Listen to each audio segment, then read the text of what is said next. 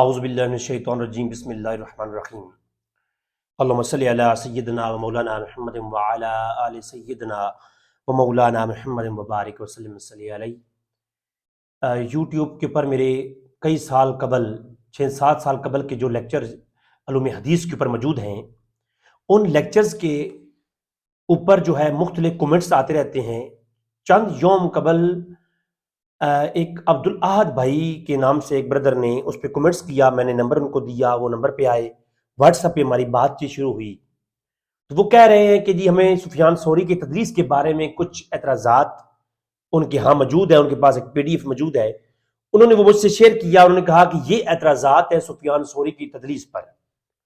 تو آپ اس حوالے سے اپنی جو ہے گفتگو ایک اور ویڈیو بنائیں، اس میں ریکارڈ کروائیں اور اس بارے میں جو آپ کی ریسرچ ہے وہ بتائیں۔ میں چونکہ ان دنوں میں بہت مصروف ہوتا ہوں، وقت نہیں نکال پایا، تو میں اس کو گاڑی میں سفر کرتے کرتے ہی اس PDF کے مختلف جو سکینز ہیں ان کو بغور پڑھتا رہا۔ آج گھر پہنچا تو میں نے کہا چلو اس میں رات کو کچھ جمع کیا، کچھ سکینز کو، اور ریکارڈنگ کرنے کے لیے تیار ہو گیا۔ سب سے پہلے جو وہ سکین میں نے ابھی 24 سکین دیکھے ہیں، ابھی کچھ اور باقی بھی ہیں، میں بھی 10 20 25 یا اور کچھ سکین باقی ہیں، وہ اگلی نشست میں ہم ان پہ ڈسکس کریں گے۔ آج جو اس کے پہلے 25 یا 24 سکین ہیں، ان اعتراضات جو 25 اعتراضات ہیں، 25 کتابوں کے حوالے ہیں، ہم ان پہ اس نشست میں بحث کریں گے مختصراً، اور اگلی نشست کے اندر پھر انشاءاللہ تبارک و تعالی ہم جو ہے مزید ان کے جو اعتراضات ہیں ان کو کوٹ کریں گے۔ سب سے پہلے ان سکینز کے اوپر جو میں نے ایک کامن غلطی دیکھی، جو اعتراض کرنے والا معترض تھا، وہ سکین بنانے والا، سفیان ثوری کی تدلیس لکھنے والا، اس بیچارے کو یقیناً تدلیس اور تدریس کی اقسام کا علم نہیں ہے۔ اگر اس کو تھوڑا بہت ابتدا کا بھی علم تدلیس ہوتا تو اس کی کچھ اعتراضات جو ہے نا ایک ردی کے ٹوکرے میں چلے جاتے، ان کی کوئی حیثیت ہی نہ تھی۔ اس نے چونکہ اس کو بیچارے کو علم تدلیس ہوتی کیا ہے، مدلس کون ہوتا ہے، مدلس کیا ہے، اور دلسا یا مدلسن کے لفظ جو آتے ہیں تو وہ کن کن اعتبار سے حدیث میں کوٹ ہوتے ہیں، اس بیچارے کو علم نہیں تھا۔ بس لفظ دلسا تدلیس جہاں بھی ڈالی اپنی اس مقطع شاملہ میں، تو جہاں جہاں آ گیا اس بندے کے ساتھ تو کہا کہ جی یہ دیکھو کذب ہے، اور تدلیس کا جو معنی ان کے سکینز میں نظر آ رہا ہے، تدلیس کرنے کا معنی جھوٹا بیان، کذاب، کذب، یہ معنی سمجھتا ہے معترض۔ جس نے وہ PDF بنایا سفیان ثوری کے متعلق، اس کے نزدیک تدلیس سے مراد جھوٹ ہے، کذب ہے، بیانی ہے، کذب بیانی ہے، غلط بیانی کو وہ تدلیس سمجھتا ہے، کذب کو تدلیس سمجھتا ہے، اور تدلیس کے لغوی معنی کو ہی وہ لے رہا ہے، جبکہ علوم حدیث میں تدلیس کا مطلب کچھ اور ہے۔ جب ہم کہتے ہیں کہ ہاذا حدیث صحیح، اس سے مراد علوم حدیث کی اصطلاح ہے، نہ کہ حدیث سے صحیح ہونے کا مطلب یہ ہے کہ اس پہ کوئی لفظی غلطی نہیں ہے، اس کے اعراب میں غلطی نہیں ہے۔ علوم حدیث کی اصطلاح میں صحیح کا معنی کچھ اور ہے، صحیح لذاتی ہی، صحیح لغیری ہی، اس کے علاوہ حسن لذاتی ہی، حسن لغیری ہی، ضعیف کا معنی یہ نہیں کہ وہ مردود ہے۔ علوم حدیث کی اپنی ایک زبان ہے، اپنی ایک جو ہے نا وہ ایک اصطلاح ہے۔ وہ بندہ اعتراض کرنے والا اس سے پرلے درجے تھا، اس کو پتہ نہیں تھا کہ وہ جو اعتراض لکھ رہا ہے وہ کیا ہے۔ سب سے پہلے تدلیس کو میں کوشش کرتا ہوں آسان سے آسان لفظوں میں بیان کرنے کے لیے، میں کوشش کروں گا۔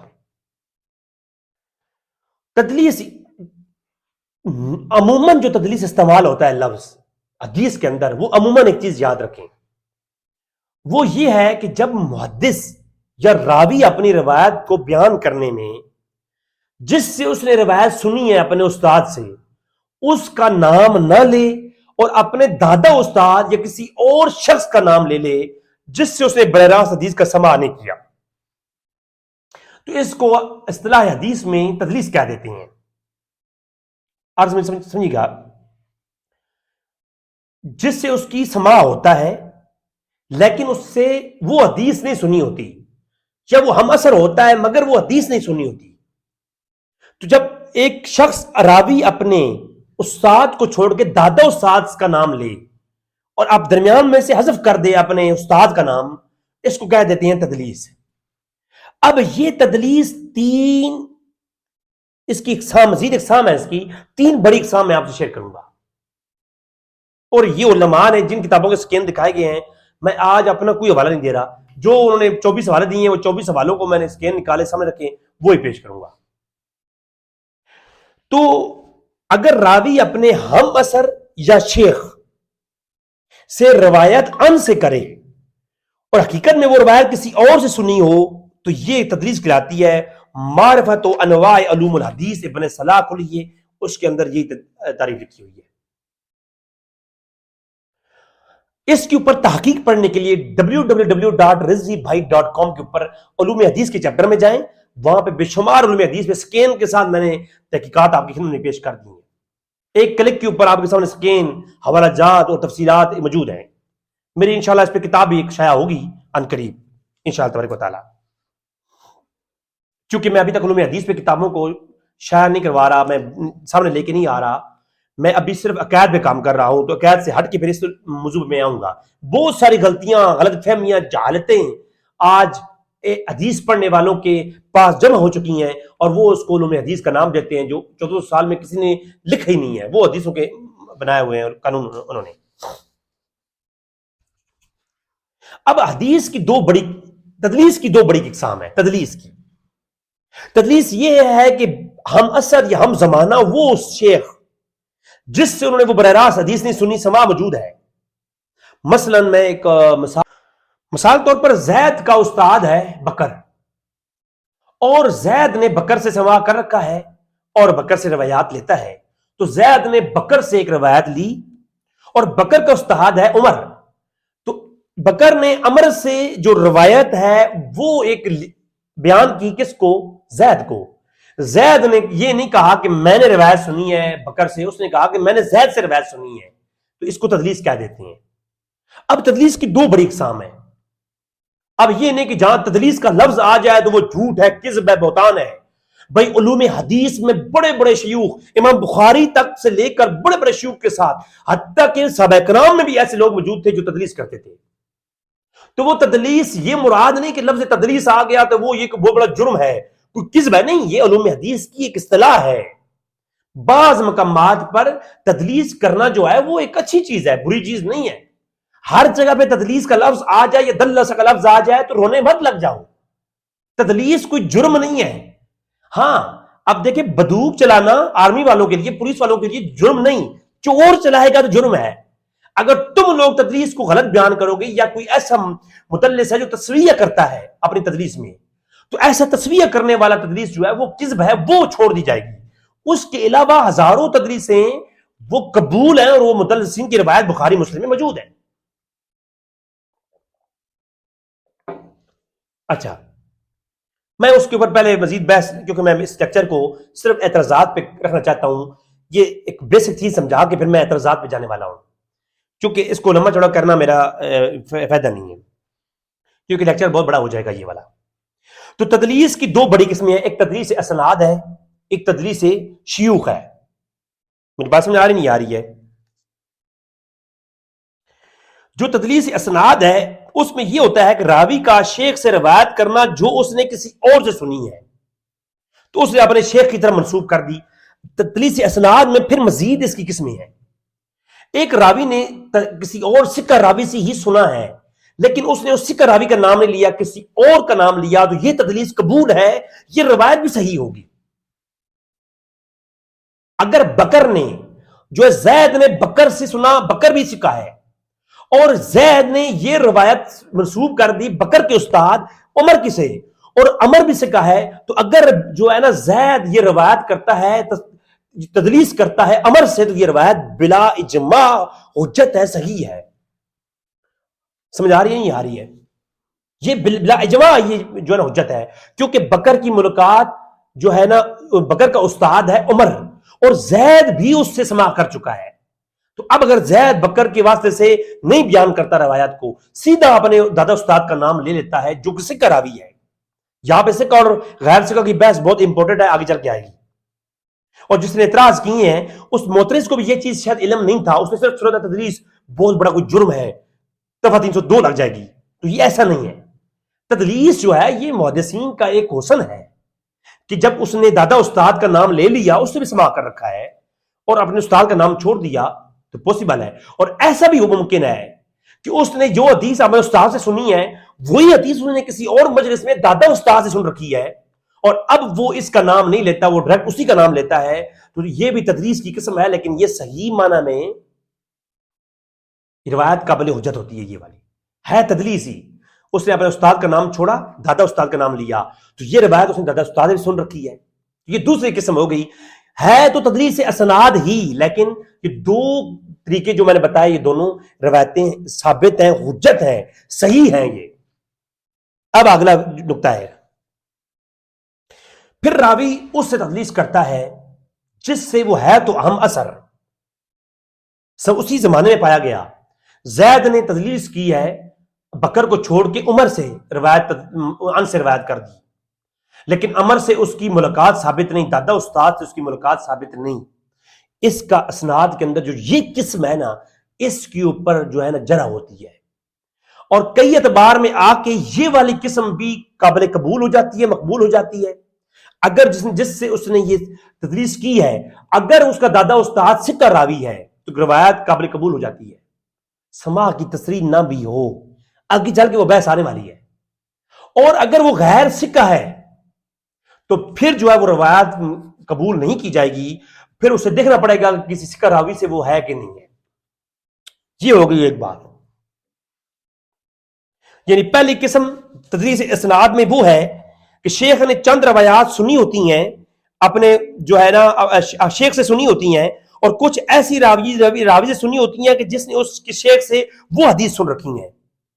یعنی اپنے شیخ سے بھی اس نے سماع کیا ہوا ہے، اور کچھ ایسے لوگ ہیں اور راوی ہیں جنہوں نے وہی جو ہے اس راوی نے اس کے شیخ سے وہ روایتیں سنی ہیں. تو یہ راوی جو ہے وہ اپنے ان دوستوں سے روایتیں سن لیتا ہے، تو وہ شیخ سے ڈائریکٹ نہیں سن رکھی، تو وہ اپنی روایات کو منسوب کرتا ہے ڈائریکٹ شیخ سے، درمیان کا واسطہ نکال دیتا ہے. تو یہ تدلیس بھی اگر وہ جس شخص سے اس نے یہ روایت سنی ہے ثقہ ہے، قابل قبول ہوتی ہے. آگے دلائل آنے والے ہیں انشاءاللہ. راوی کا ہم اثر اپنے زمانے میں ایک اور شخص ہے جس سے ملاقات نہیں، اس کو اگر اس راوی سے کسی اور شخص سے جو ہے نا وہ ملاقات ہوئی ہے، آدمی سے ملاقات ہوئی کہ جس نے اس سے سن رکھی ہے، تو اسے ہم اثر روایت کرنے میں جب ایسا راوی ہو تو اس میں دیکھا جائے گا کہ راوی سکہ یا غیر سکہ ہے. بعض علماء نے اس قسم کو مرسل خفی کے اندر ڈالا ہے. میں نے مرسل روایت کیا ہے آج سے 7 سال پہلے لیکچر ریکارڈ کروایا، اس میں اس کی تفصیل موجود ہے. دوسری قسم جو تدلیس کی ہے، پہلی قسم تو یہ آگے اسناد کے اندر کہ اپنے شیخ کو چھوڑ کر کسی اور سے روایت لے لی، جو ہم اثر ہے تو قابل قبول ہے. اگر ہم اثر نہیں ہے، ملاقات نہیں اور راوی سے کبھی نہیں، تو ایسی روایت قابل قبول نہیں. یہ تدلیس اسناد میں یہ واقعہ ہے. تدلیس کی جو 2 قسمیں ہیں ان میں سے تدلیس اسناد میں اگر راوی نے اپنے استاد کو چھوڑ کے دادا استاد سے روایت کیا اور اس سے اس کی ملاقات بھی ہے، وہ ثقہ بھی ہے اور ہم اثر بھی ہے، روایت قابل قبول حجت ہے. اگر وہ ہم اثر نہیں، ملاقات نہیں اور درمیان کا واسطہ اس نے اڑایا ہے اور وہ شخص ثقہ ہے تو اس کی پھر مزید تحقیقات ہوں گی. اگر غیر ثقہ ہے تو وہ روایت ناقابل قبول ہے، مردود ہے. یہاں تک بات سمجھا چکی. اب تدلیس کی دوسری قسم، ایک تو اسناد کی اقسام سے یہ آگے ہو گئی.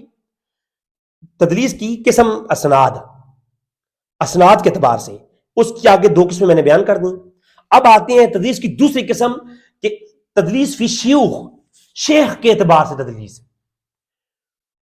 اس تدلیس میں جو یہ ہوتا ہے جو شیخ کی ہے کہ راوی اپنے استاد کا نام چھپاتا ہے، اپنے شیخ کا نام. اس کی بہت قسمیں ہیں. ایک قسم یہ ہے کہ اس نے اپنے استاد کا نام چھپا دیا، اس نے کسی اور کا نام لے لیا. پھر اس نے یہ کیا کہ ایک قسم یہ ہے، اب میں تفصیل نہیں بیان کر رہا، اگر تفصیل بیان کروں گا میرا وقت 15 منٹ ہو گئے ہیں اور آگے مزید بھی ابھی سارے اعتراضات تو باقی ہیں پیچھے.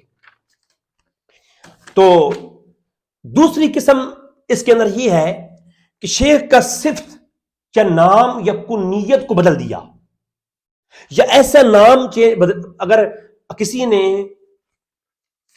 اس شخص کی ایک مشہور کنیت کو چھوڑ کے کسی اور لقب جو اتنا لوگوں میں مشہور نہیں وہ بیان کر دیا، یا پھر ایک ایسا شخص کا لقب اس نے استعمال کیا جو کہ شخص حقیقت میں کوئی اور تھا اور اس نے استعمال کیا کچھ اور، کسی اور کی طرف منسوب کر دیا۔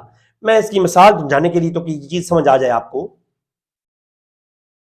یعنی تدلیس فی شیوخ، شیخ کے نام میں، اپنے اساتذہ کرام کے نام میں جو تدلیس ہوتی ہے وہ کئی اعتبار سے ہے۔ ایک اعتبار تو یہ ہے کہ اپنے شیخ کو چھپا دینا، اس کے اندر کوئی عیب تھا تو چھپا دیا اور پھر وہ کسی اور شیخ سے بیان کر دیا، اس کا نام بدل دیا، اس کے نام کوئی اور بیان کر دیا۔ ایک تو اس طرح کی تصویر ہوتی ہے شیوخ کے اعتبار سے، اور تدلیس فی شیوخ میں ایک قسم ایسی ہوتی ہے کہ اپنے شیخ کا لقب یا اس کی کنیت یا اس کا نام ایک اور ایسا لینا کہ جو آلریڈی کسی اور محدث کا مشہور ہے۔ جیسا کہ میں کہتا ہوں قال بخاری، کہ مجھے بیان کیا بخاری نے، اب بخاری سن کر کے آپ کو ایسا لگا کہ امام محمد بن اسماعیل بخاری کا ذکر میں کر رہا ہوں، لیکن میں دماغ میں میرے یہ چل رہا ہے کہ مجھے کل مجھ سے بندہ کوئی پوچھتا ہے کہ تم نے کہا تھا تجھے بخاری نے بیان کیا، جبکہ بخاری کا تم سے سماع نہیں ہے، تو میں کہوں گا نہیں، قال اسد بخاری، کہ راولپنڈی میں رہنے والا ایک اسد بخاری ہے، مجھے اس نے بیان کیا، بخاری سے مراد میری یہ تھی۔ اگر کسی نے پوچھ لیا تو بتا دوں گا، کسی نے نہ پوچھا تو میری روایت کا جو روب ہے نا وہ برقرار ہے۔ میری بات سمجھ آ رہی نہیں آ رہی ہے؟ ایک شیعہ کے ساتھ میری بحث چل رہی تھی تو دوران مناظرہ اس نے مجھے کہا دیکھو تبری کہتا ہے کہ جناب فلاں وقت پہ اس جگہ پہ مولا علی کی فضیلت ثابت کرتا ہے امام تبری۔ وہ بعد میں معلوم ہوا کہ وہ رستم تبری ہے یا دوسرا تبری ہے، وہ بعد میں معلوم ہوا جب تحقیق کی۔ تو ایسا ہوتا ہے کہ بعض اوقات نام لقب یا اس کا کوئی علاقے کا نام، کنیت یا شہر کا نام لیتا ہے کہ جو ہے نا فلاں کے نام سے اس کو مخاطب کیا جاتا ہے، جبکہ سننے والے کو یہ وہم گزرے کہ شاید جو میرا شیخ ہے وہ فلاں سے سماع کرتا ہے۔ میری بات سمجھ آ رہی نہیں آ رہی ہے؟ تو یہ تدلیس جو ہے شیوخ کہلاتی ہے، اور اس میں یہ ہوتا ہے، یہ قسم بہت خطرناک درجوں تک پہنچا دیتی ہے۔ اس میں اس قسم کے اندر ایک قسم ہے تدلیس کی جس کو تدلیس تسویہ کہا جاتا ہے۔ تدلیس کی دنیا میں سب سے بدترین تدلیس جو ہے اس کو تدلیس تسویہ کہتے ہیں، اور جتنے بھی اعتراض کرنے والے نے اعتراض کیے ہیں نا، اس نے سارے کے سارے اعتراض میں جو تدلیس ثابت کی ہے وہ تدلیس تسویہ ثابت کی ہے۔ اور میرا چیلنج ہے سفیان ثوری کے بارے میں تدلیس تسویہ ثابت کرنا قرض ہے جو لوگ سفیان ثوری پہ مدلس ہونے کا لگاتے ہیں۔ مدلس تو بھائی تابعین اور تبع تابعین میں 90% لوگ ایسے ہیں جو کہ مدلس ہیں، اور صحابہ کرام میں بھی لوگ تھے جو تدلیس کرتے تھے۔ صحیح مسلم کی ایک روایت ہے، اس میں جو ہے صحابہ کرام جو ہے وہ ابو سعید خدری روایت کہتے ہیں کہ حدثنی خیر منی، مجھ سے اس نے بیان کیا جو مجھ سے جو بہتر ہے۔ تو اس نے کیا کیا؟ لوگوں نے سنا کہ شاید ابو سعید خدری کو رسول اللہ نے بیان کیا۔ بعد میں صحابہ کرام نے ابو سعید خدری کو جو ہے نا اس سے بحث کی کہ صحیح بتاؤ تم نے رسول اللہ سے حدیث سنی کہاں ہے یہ؟ تو اس نے کہا میں نے رسول اللہ سے حدیث سنی نہیں ہے۔ کہا ابو سعید خدری صحیح مسلم میں ہے کہ تم نے جو جب سنی نہیں ہے تو یہ روایت تم نے بیان کیسے کر دی؟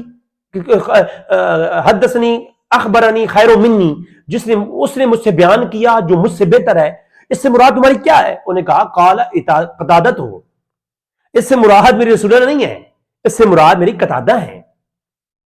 تو ایسے الفاظ راوی کا استعمال کرنا کہ جس سے مراد سمجھنے والے کچھ اور سمجھ رہے ہوں، مشہور زمانہ بات ہو، اور حقیقتاً وہ شخص کوئی اور ہو، تو یہ بھی تدلیس کہلاتی ہے۔ لیکن ہر تدلیس تسویہ نہیں ہوتی، یہ نقطہ سمجھنے کا ہے، اور یہی میرا موضوع سمجھانے کا ہے آج۔ آگے چلیں۔ راوی کا اپنے استاد سے حدیث سننا جو کہ اس نے ضعیف راویوں سے سنی ہو، اور اگر راوی اپنے استاد کو گرا کر اپنے دادا استاد سے روایت کرتا ہے، اوپر کا راوی گرا کے اوپر سے روایت کر رہا ہے، اگر اس سے اس کا سماع بھی نہیں ہے، اور اگر وہ ضعیف راوی بھی ہے، اور ایسا شخص ہو، تو یہ تسویہ کہلاتی ہے۔ یہ تدلیس تسویہ ہے، اور یہ بدترین تسویہ ہے۔ یہ جو تدلیس ہے نا، یہ والی علماء نے حرام قرار دی ہے، اور اس کو علماء نے لکھا کہ ایسی تدلیس کرنے سے بہتر ہے بندہ زنا کر لے، زنا بہتر ہے ایسی تدلیس سے۔ وہ تمام تر الروایات، کتاب الکفایہ فی علوم الروایہ میں تدلیس کے چیپٹر میں یہ تمام روایتیں موجود ہیں۔ کسی نے کہا کہ مجھے آگ میں پھینک دیا جائے تو میں آگ میں جلنے سے میں بہتر سمجھوں گا کہ میں جو ہے تدلیس کروں، تدلیس سے بہتر ہے کہ میں آگ میں جلایا جاؤں، تدلیس سے بہتر ہے کہ زنا کر لوں، تدلیس سے بہتر ہے کہ میں گمراہی کر لوں۔ ایسی کئی روایات آپ کو تدلیس کے موضوع اور باب میں الکفایہ فی علوم الروایہ میں اور دیگر کتب میں آپ کو ملیں گی۔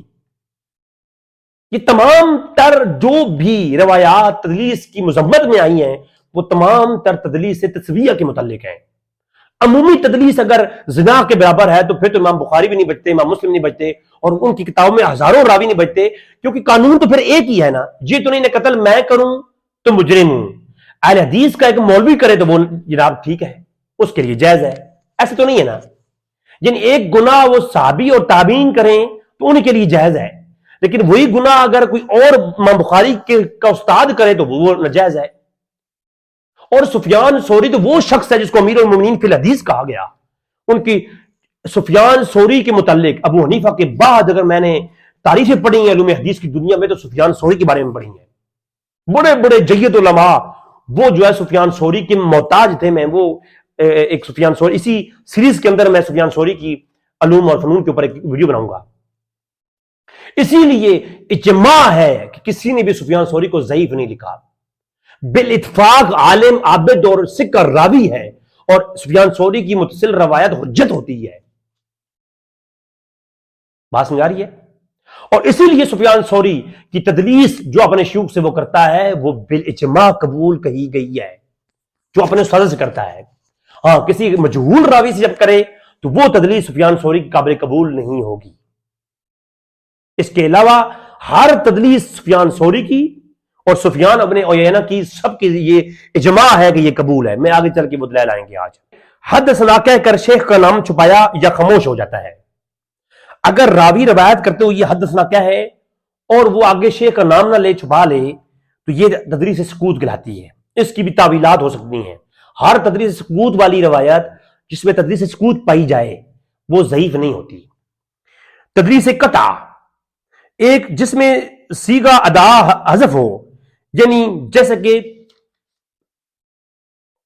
راوی جو ہے اپنے صیغہ کو ایسے ادا کرے کہ اس میں اس کا نام حذف کر دے، جیسے کہتے ہیں کہ زوری ان انس، اب انس سے زوری روایت کر رہا ہے ان کے ساتھ، تو یہ تدلیس قطع کہلاتی ہے۔ اس سے عطف کیا ہے؟ تدلیس عطف یہ ہوتی ہے کہ جب ایک راوی کا سماع دو استاد کرام سے ہو، یعنی اس کے استاد سے بھی اور اس کے شیخ سے بھی، دونوں سے سماع ہے، لیکن اس نے حدیث سنی ہوئی ہے اپنے استاد سے، اور جب وہ بیان کرتا ہے تو دونوں کا نام لیتا ہے کہ میں نے دونوں سن رکھی ہے۔ میں جو ہے ایک راوی دو شیخوں کا شاگرد ہے، اس کا سماع دو بڑی ہستیوں سے ہے، دو شیخوں سے ہے، دو استاد کرام سے ہے۔ اب اس کے دو استاد ہیں لیکن اس نے حدیث سن رکھی ہے صرف ایک سے، تو اب جب وہ روایت کرتا ہے تو وہ نام لیتا ہے دونوں کا۔ حدیث اس نے دونوں سے سماع دونوں سے ہے، دونوں اس کے استاد ہیں، لیکن روایت کرتے ہوئے وہ دونوں کا نام لیتا ہے۔ جیسے کہ ایک روایت کے شروع میں آتا ہے حدثنا حسین و مغیرہ تھا، کہ مجھے بیان کیا حسین اور مغیرہ نے، دونوں میرے استاد ہیں، دونوں بیان کیا۔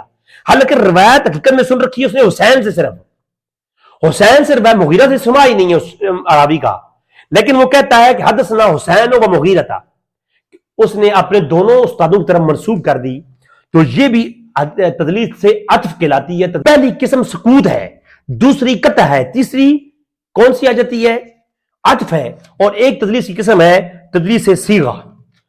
جو تدلیس صیغہ ہے وہ ایسے ہے کہ ایسا صیغہ استعمال کرے محدث راوی کہ اس میں شبہ پایا جائے، گھما دے بات کو راوی کا نام لیتے ہوئے گھمائے۔ تو اس کو مطلب ہے، ہماری یہ بحث نہیں ہے، میں اس کو سمجھانا یہ چاہتا ہوں کہ ہر تدلیس تسویہ بھی اگر کسی پہ تہمت آ جائے کہ وہ تدلیس تسویہ کرتا تھا تو اب چیک کرنا پڑے گا وہ کس نوعیت ہی کرتا تھا، ٹھیک ہے؟ اگر تو اس نے ایسا کیا کہ وہ تدلیس عطف کرتا ہے کہ اس نے ایک شیخ سے حدیث سنی ہوئی ہے، وہ صاحب دوسرے کا نام خود سے لیتا ہے، تو یہ حدیث بھی کس ایک منہج پہ جا کے قبول ہوتی ہے۔ یہ حدیث مطلق ضعیف نہیں ہے، خراب نہیں ہے، کیونکہ اس نے ایک سکہ راوی سے سن رکھی ہے، دوسرے کا وہ ویسے ہی نام لے رہا ہے اپنے استاد کا۔ یہ جو 5 قسمیں ہیں تدلیس کی، یہ تدلیس کی پہلی قسم تدلیس سے اسناد کی اقسام میں سے ہیں، اور تدلیس اقسام میں بیان کرتے ہیں 5 قسمیں: تسویہ، سکوت، قطع، عطف اور صیغ۔ یہ 5 قسمیں تدلیس سے تسویہ جس میں آ جاتی ہے کہ اسناد کی تدلیس سے اسناد کی اقسام میں سے، اور بعض تدلیس شیوخ میں لے کے آتے ہیں۔ برحال اب آتی ہے بات اگلی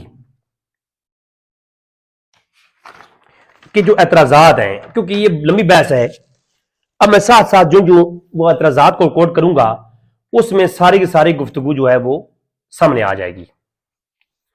پہلا سکین مجھے بھیجا گیا 3 کتابیں جوڑ کر کے، اس جوڑ کر کے 3 کتابیں اوپر لکھا گیا، جو اوپر لکھا گیا ہے نا ہیڈنگ، وہ پڑھوں گا تو اس میں سے آپ کو بتاؤں گا کہ کیا جو ہے نا وہ بحث کیا ہے۔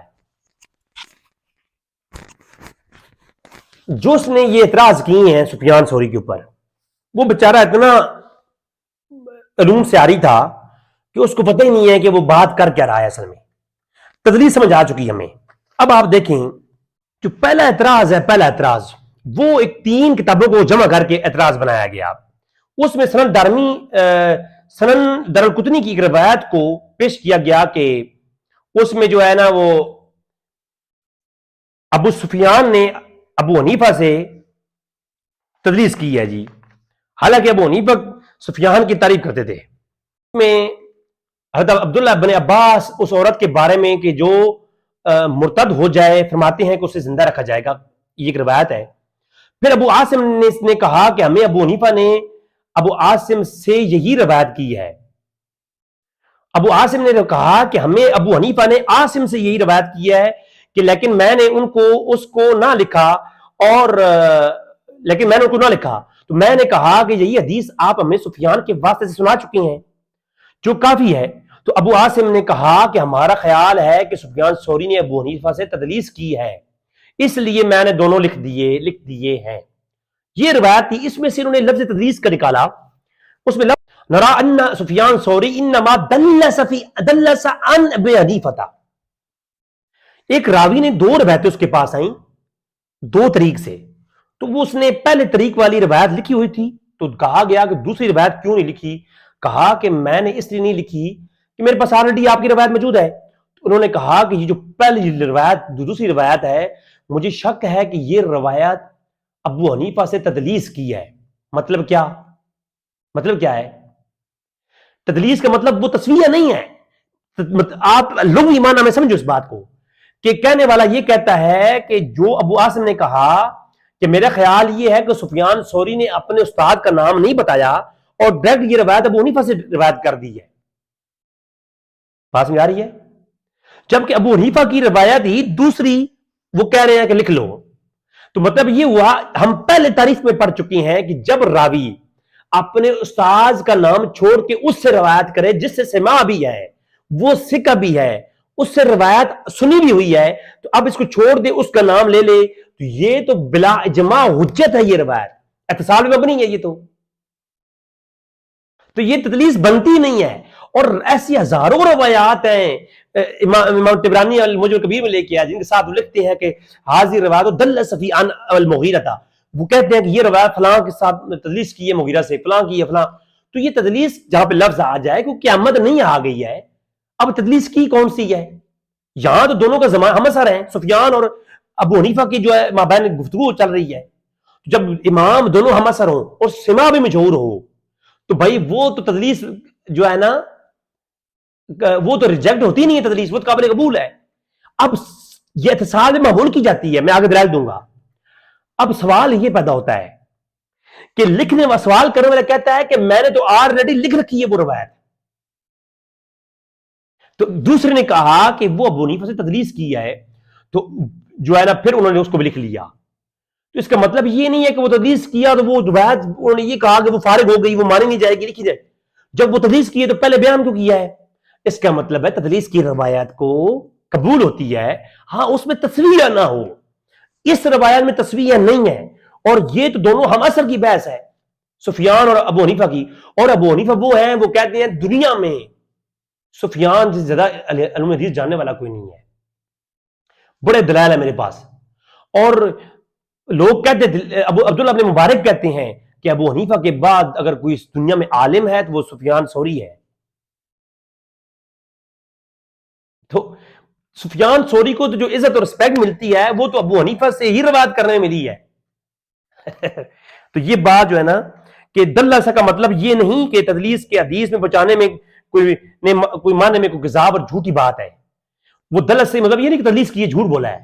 یہ تدلیس جھوٹ والا نہیں ہے. یہ ہے اس کا معنی یہ ہوگا کہ ابو حنیفہ سے تدلیس کی ہے، یعنی درمیان میں یہ بات ڈائریکٹ ابو حنیفہ سے یہ روایت نہیں سنی. شک یہ ہے راوی کو. ابو العاصم کہتے ہیں مجھے یہ شک ہے کہ سفیان ثوری نے یہ ابو حنیفہ سے ڈائریکٹ بات نہیں سنی، یہ کسی اور کے واسطے سنی ہے. تو میرے پاس جو روایت ہے وہ چونکہ متصل ہے تم یہ لے لو، یہ لکھو. تو یہ راویوں کے مابین کی بحث ہے اور یہ بالکل عقل میں آنے والی بحث ہے جو روایت میں ہے کہ تمہارے پاس جو روایت ہے اس میں مجھے شک ہے. یہ بھی نہیں کہا کہ یقینی بات ہے، ہو سکتا ہے ابو سفیان نے خود سنی ابو حنیفہ سے. وہ کہا کہ مجھے شک ہے کہ یہ انہوں نے ابو حنیفہ سے ڈائریکٹ نہیں سنی، کسی اور سن رکھی ہے. تو وہ تدلیس کرتے ہیں.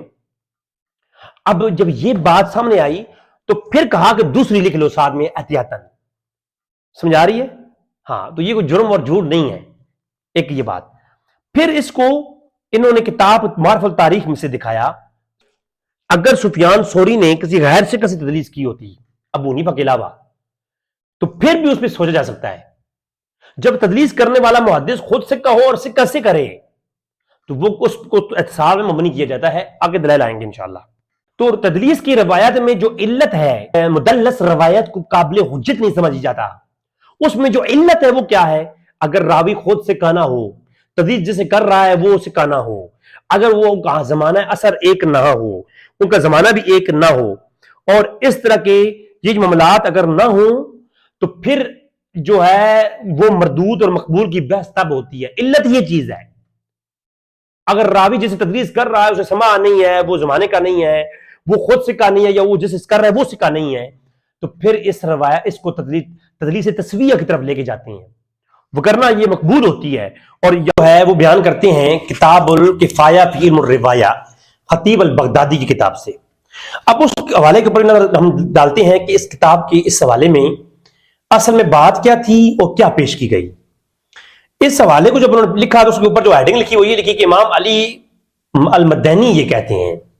حالانکہ امام علی المدینی کی کئی کتابوں میں سفیان ثوری کی تعریف میں پل باندھے ہیں، اور میں نے پہلے بیان کر دیا، انہوں نے کہا کہ امیر المومنین فی الحدیث کہہ دیا. تو اس کا سفیان ثوری کے متعلق جو امام علی مدینی ہے نا ان کا کیا موقف ہے وہ ایک الگ سے کلپ بن سکتا ہے پورا. لیکن وہ لکھتے ہیں کہ امام مدینی فرماتے ہیں کہ لوگ سفیان کے حدیث میں یا قطان کے محتاج ہیں، کیونکہ وہ جو ہے سماع کی تصریح کی روایت بیان کرتے ہوئے علی مدینی کا خیال یہ ہے کہ سفیان ثوری تدلیس کرتے تھے. تو یہ جو انہوں نے بیان کیا کہ سفیان ثوری تدلیس کرتے تھے اور سفیان ثوری کی جو روایت ہے اس کے حدیث میں یا قطان کے محتاج ہیں لوگ.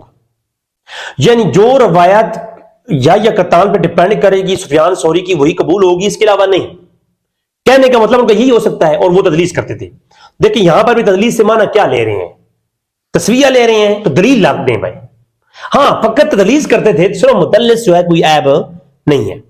لیکن بات کچھ یہاں پہ اتنی نہیں ہے کہ الکفایہ کتاب کے اندر پوری بحث پچھلے 4 سے 5 صفحات کے اوپر ہے. میں مختصراً کوشش کرتا ہوں کہ میں اس بحث کو آپ کے حوالے کروں. اس میں پوری بحث جو کتاب الکفایہ میں ہے وہ آپ سماعت فرمائیں تاکہ آپ کو معلوم ہو کہ یہ صفحہ 362 کے اوپر کا یہ حوالہ جو ہے نا انہوں نے لگایا ہے. میں تھوڑا سا پیچھے سے ہو گیا ہوں گا تاکہ معلوم ہو سکے کہ پوری بحث کیا چل رہی ہے کتاب کے اندر.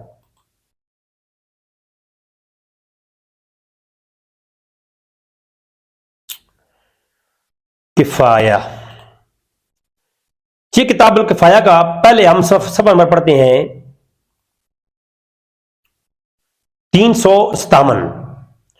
اس کے اوپر وہ قول لے کے آتے ہیں अखबरनी हसन इब्न अबी तालिब, एक रवायत है हसन इब्न अबी तालिब से, उसमें कहते हैं कि ये जो तदलीस होती है ना, तदलीस का एक पूरा चैप्टर कैम किया, किताबुल मुदल्लिसीन के नाम से पूरा चैप्टर कैम किया अल किफाया के अंदर। एक लंबी चौड़ी बहस करने के बाद वो कहते हैं कि तदलीस जो है वो दो तरह की होती है। मैं पहले उसकी तफसील बयान कर दी है शुरू में ही, मैं सिर्फ बयान पढ़ूंगा अभी।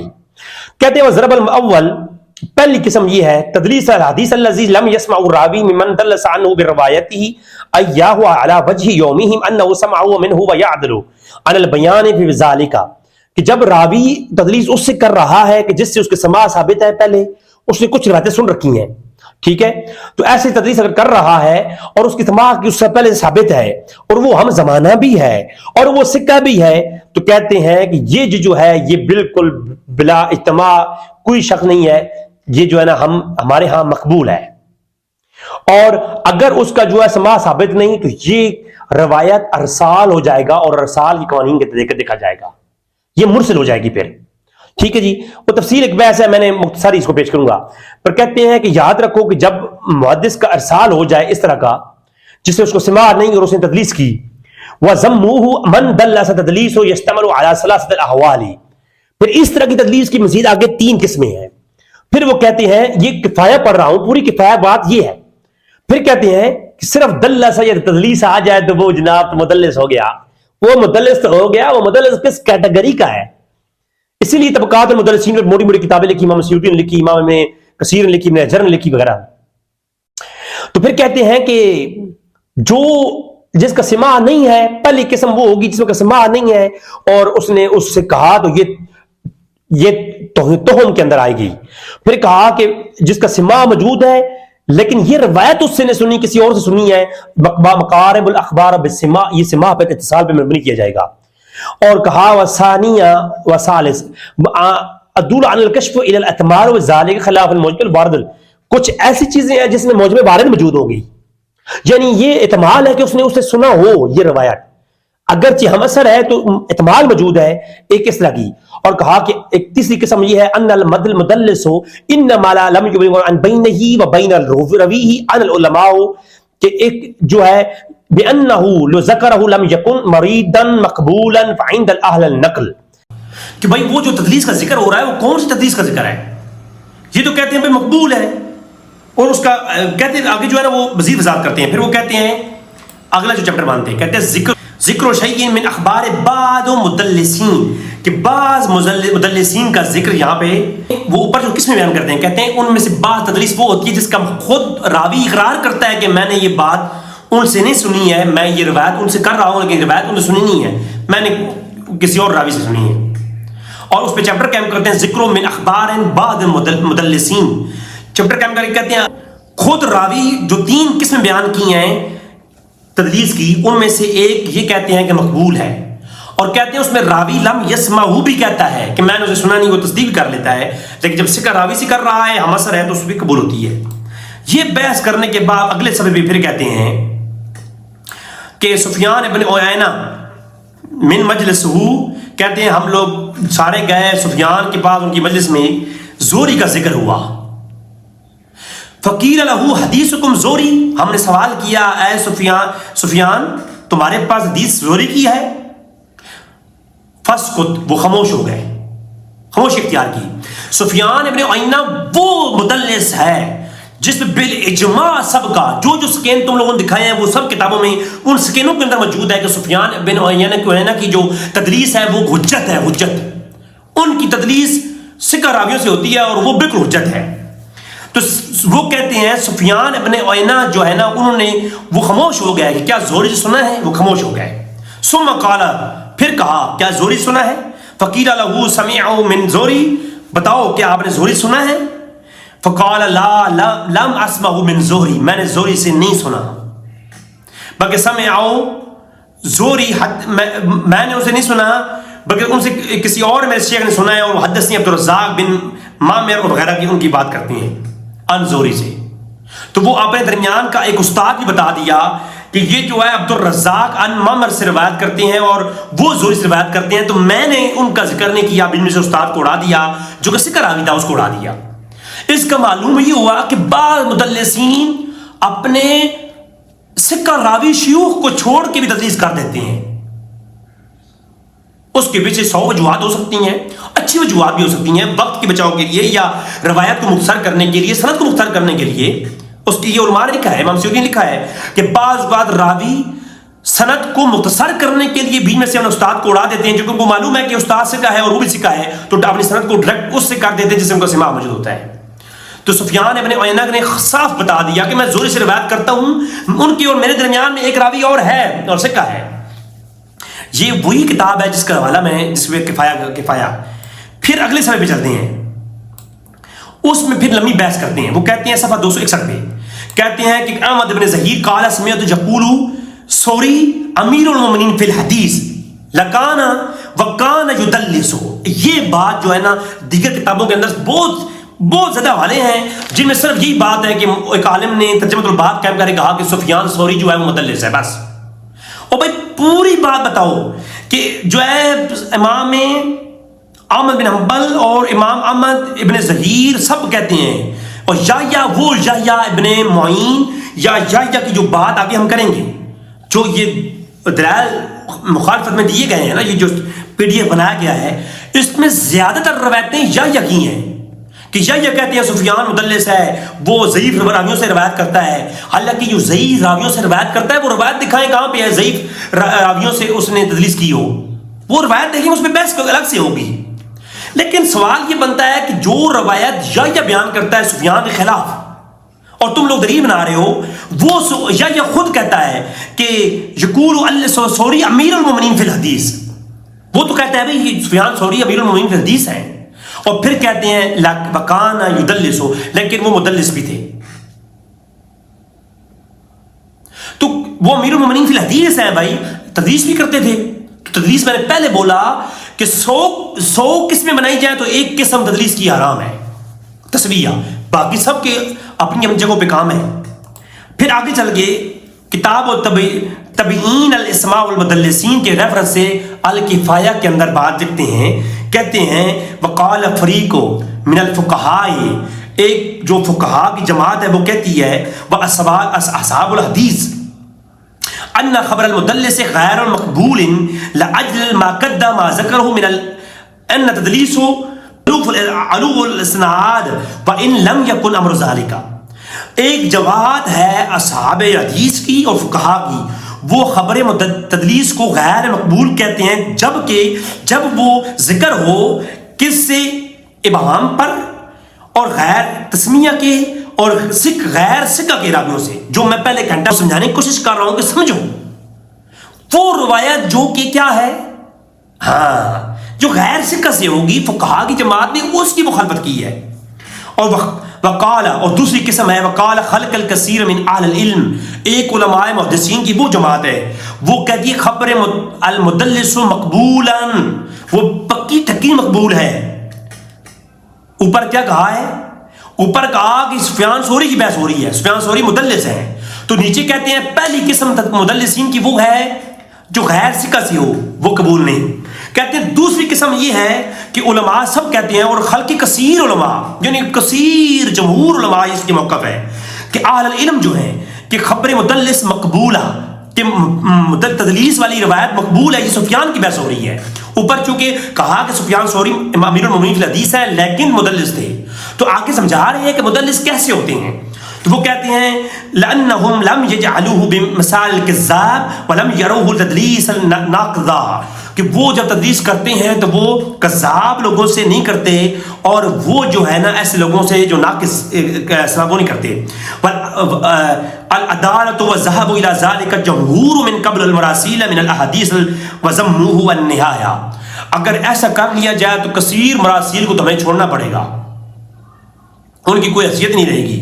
کہا یہ چیز ایسی ہے کہ امر ان تکون تدلیسا بمن معنی ارسال مثال وقال بعض اهل العلم ان دلس محدث امم لم يسمعوا منه ولم يلقه وكان ذلك الغالب الحديث لم تقبلوا روایته. اگر ایک راوی جسے سماع نہیں کیا اس سے اس کی ملاقات بھی نہیں ہے، وہ ہم زمانہ بھی نہیں ہے اور غیر ثقہ بھی ہے، تو غالب یہی ہے کہ اس کی روایت کو ترک کر دیا جائے. واما اذا كان تدلیس امن قد لقيت وسمعوا فمنه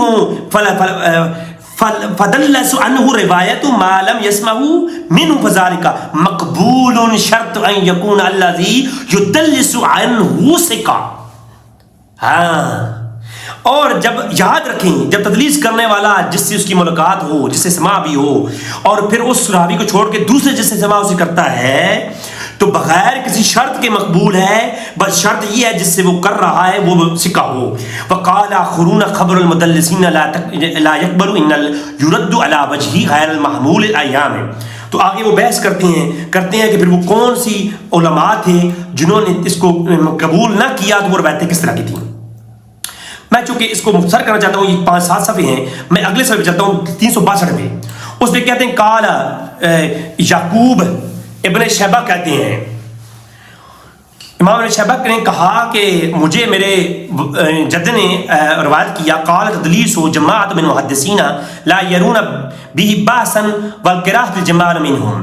ایک جماعت محدثین کی وہ ہے جو تدلیس کرتی ہے، ایک جماعت. یہ صرف سفیان ثوری کی بات نہیں ہے بچے، یہ سفیان ثوری کی بات نہیں ہے. اہل حدیث علماء سے گزارش ہے کہ پہلے علوم حدیث پڑھیں پھر بات کریں. یہ تو بندر کے ہاتھ میں بندوق دینے والی بات ہے. پہلے بندوق چلانے کے پورے قوانین سیکھیں پھر اس کو بندوق دیں. بھائی ہر کوئی حدیث اہل حدیث ہو گیا اور اس کو علوم حدیث کی نہیں بارے پتا.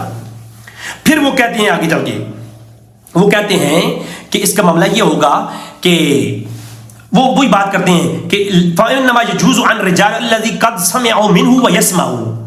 اگر سماعت ثابت ہو فدلسه يرى انه قد سمعت ولا يكون ذلك اذا عندهم عن الثقات فمن داس عن غیر ثقات ومن لم يسمع منه فقد جازون حدات التدلیس. اس میں دو طرح کی تدلیس کا وہ دونوں موضوع بیان کر دیے جو پہلے میں بیان کر چکا ہوں. پھر تھوڑا آگے چل کے پھر کہتی ہیں کہ فقد ذکر اہل العلم بالحدیث. حدیث کے جو علماء ہیں انہوں نے جب مزید بحث کی وہ کہتے ہیں تدلیس علی دربین. تدلیس کی دو قسمیں ہیں. کبھی قسم کی تدلیس جو تصفیہ ہے اس کی دو قسمیں ہیں. فَإِن كَانَ تَدْلِيسًا عَنْ ثِقَةٍ لَمْ يَحْتَجُ أَنْ يُوقَفَ عَلَى شَيْءٍ وَاقْبَلُوا مِنْهُ وَمَنْ كَانَ يُدَلِّسُ عَنْ غَيْرِ ثِقَةٍ لَمْ يَقْبَلُوا مِنْهُ.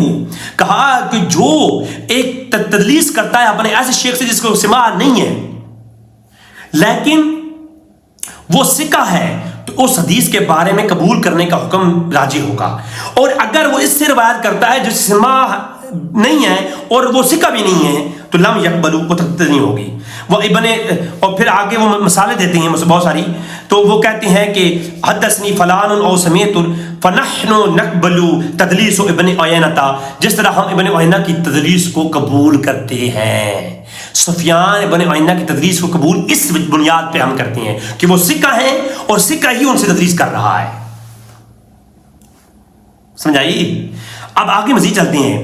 پھر مزید وہ کہتے ہیں کہ تدلیس جو ہے یہ دو تدلیسوں کے مابین کا ایک دقیق فرق اور بھی ہے. وہ پھر وہی بحث کرتے ہیں کہ یحییٰ ابن معین نے تدلیس کے بارے میں کہا کہ ایک کراہت میں مبنی ہے اور ایک عبادت میں مبنی ہے. جو وہ یحییٰ جو آگے چل کے جس کی مزید میں بحث کروں گا کہ انہوں نے کہا کہ یحییٰ کہتے ہیں سفیان ثوری تدلیس ضعیف اور روایت جامعوں سے کرتے تھے. اور بھائی وہ ایک قول تجھے میرا ایک قول اتنی بڑی خیانت پرلے درجے کی دین کے اندر تم نے کی ہے، شرم آنی چاہیے. پھر آگے چلے کہتے ہیں قال الناس يحتجون في حديث سفیان الى یحییٰ القطان لحال الاخبار. کہتے ہیں کہ وہ بات جو ابھی اسکین ان حضرات نے مجھے سینڈ کیا اس میں یہ بات تھی.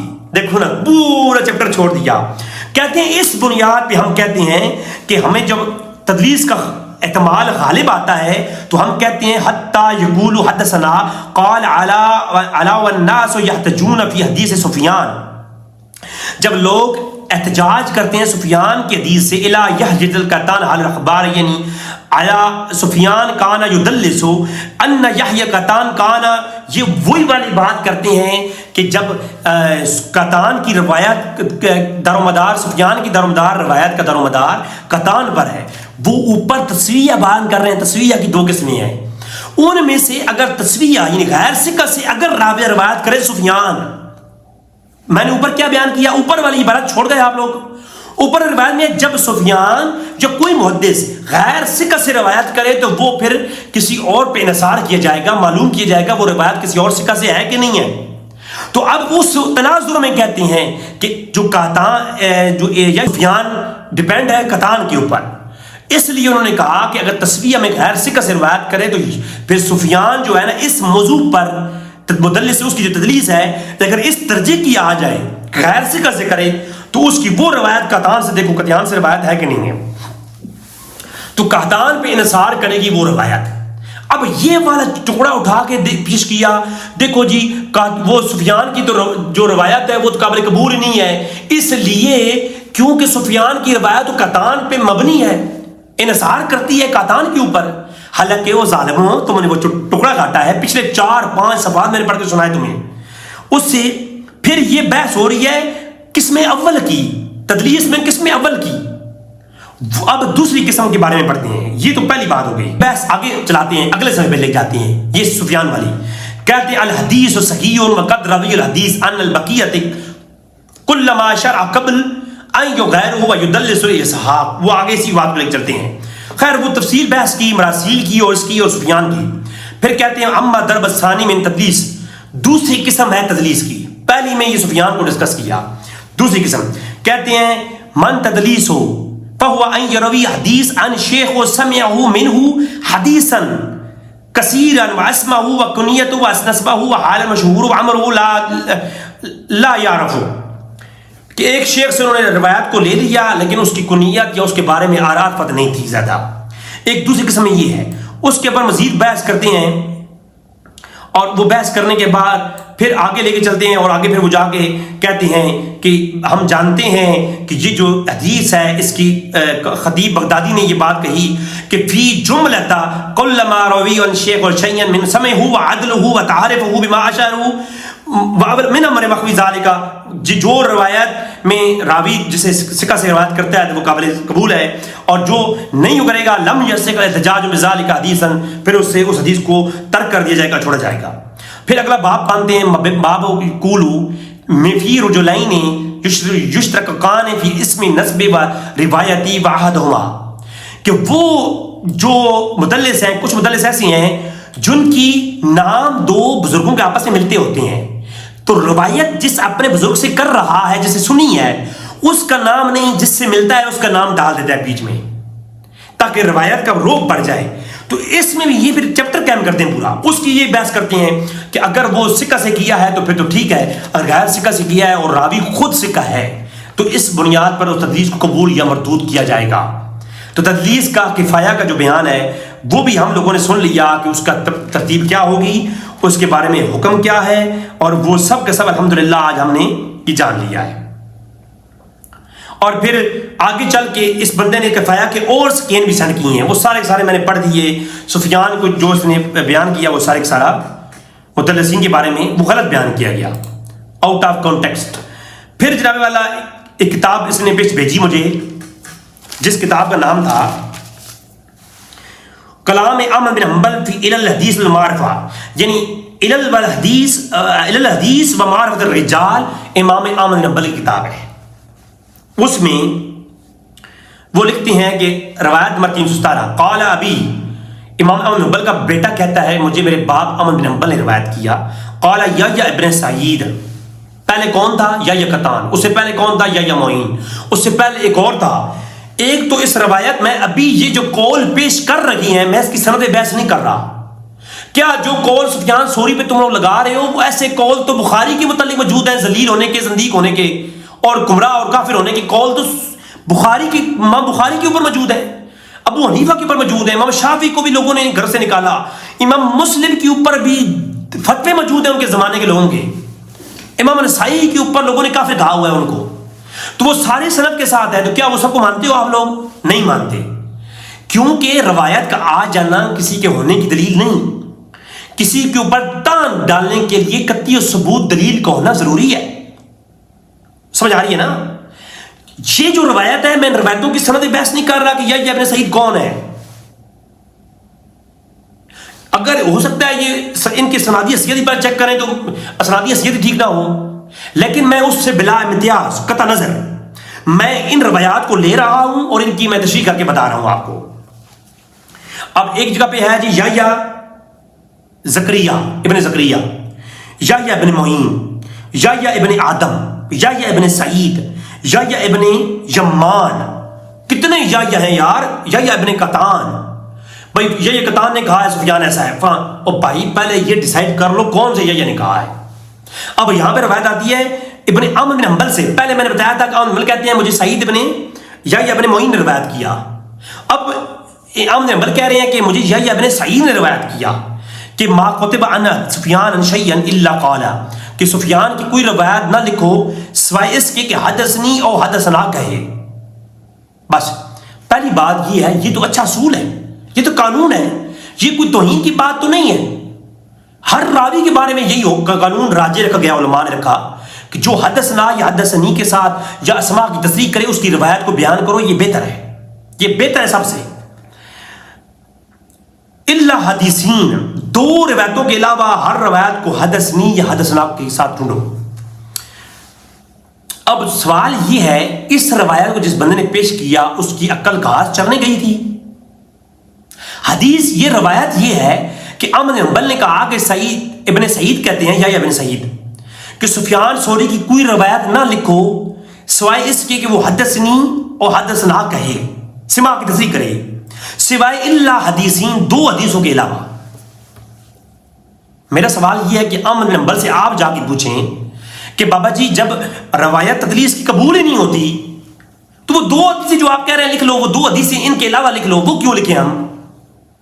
اگر حدیث تدلیس مطلق حرام ہے تو عمرو بن حنبل کہتے ہیں حدثنی اور حدثنا کی روایت لکھو سوائے دو ان روایتوں کے، وہ آگے بیان کرتے ہیں وہ کون سی ہیں۔ ثم قال ابی حدثنی یہ بھی عن سفیان عن سماک عن اکرمہ و مغیرہ عن ابراہیم ان کان من قوم عدو لکم، وہ ایک روایت پیش کر دی، اور پھر ایک اور روایت فی دار حرب نے قتل والی پیش کر دی۔ دیت اور کفارے کے موضوع پر نا دو روایتیں، کہا یہ دو روایتیں سفیان کی لکھو تدریس والی، یہ قبول ہیں، باقی جو دو اس کے علاوہ حدثنی اور حدثنا کی لفظ کے ساتھ ہی لکھو۔ سوال یہ ہے کہ تدلیس اگر مطلق حرام ہوتی تو عمرو بن حنبل نے تھوڑا تھوڑا گناہ کرنا جائز قرار دے دیا؟ یہ سوال میرا آپ لوگوں کے اوپر ہے۔ معلوم یہ ہوا کہ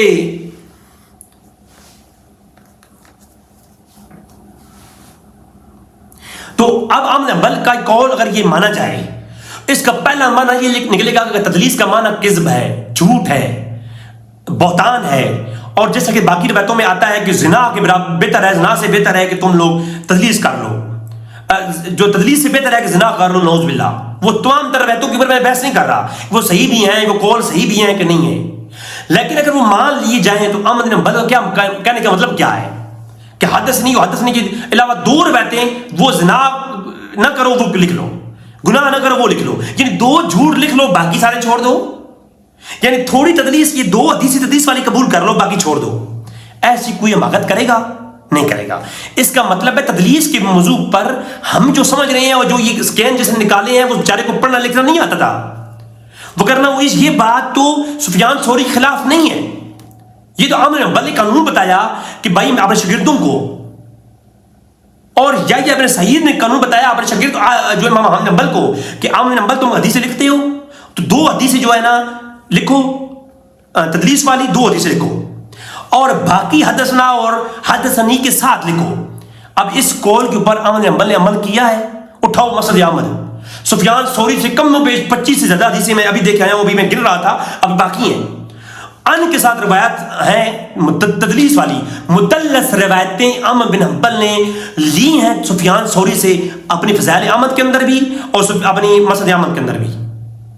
اب سعید ابن یحییٰ ابن سعید اگر بلکہ اتنے اچھے استاد تھے تو ان کی بات مان کر کے وہ صرف 2 حدیثیں لکھتے، باقی نہ لکھتے، اور اگر باقی لکھی ہیں جس کا مطلب ہے احمد بن حنبل کے نزدیک یہ قانون اس طرح نہیں ہے جس طرح تم نے پیش کر دیا ہے۔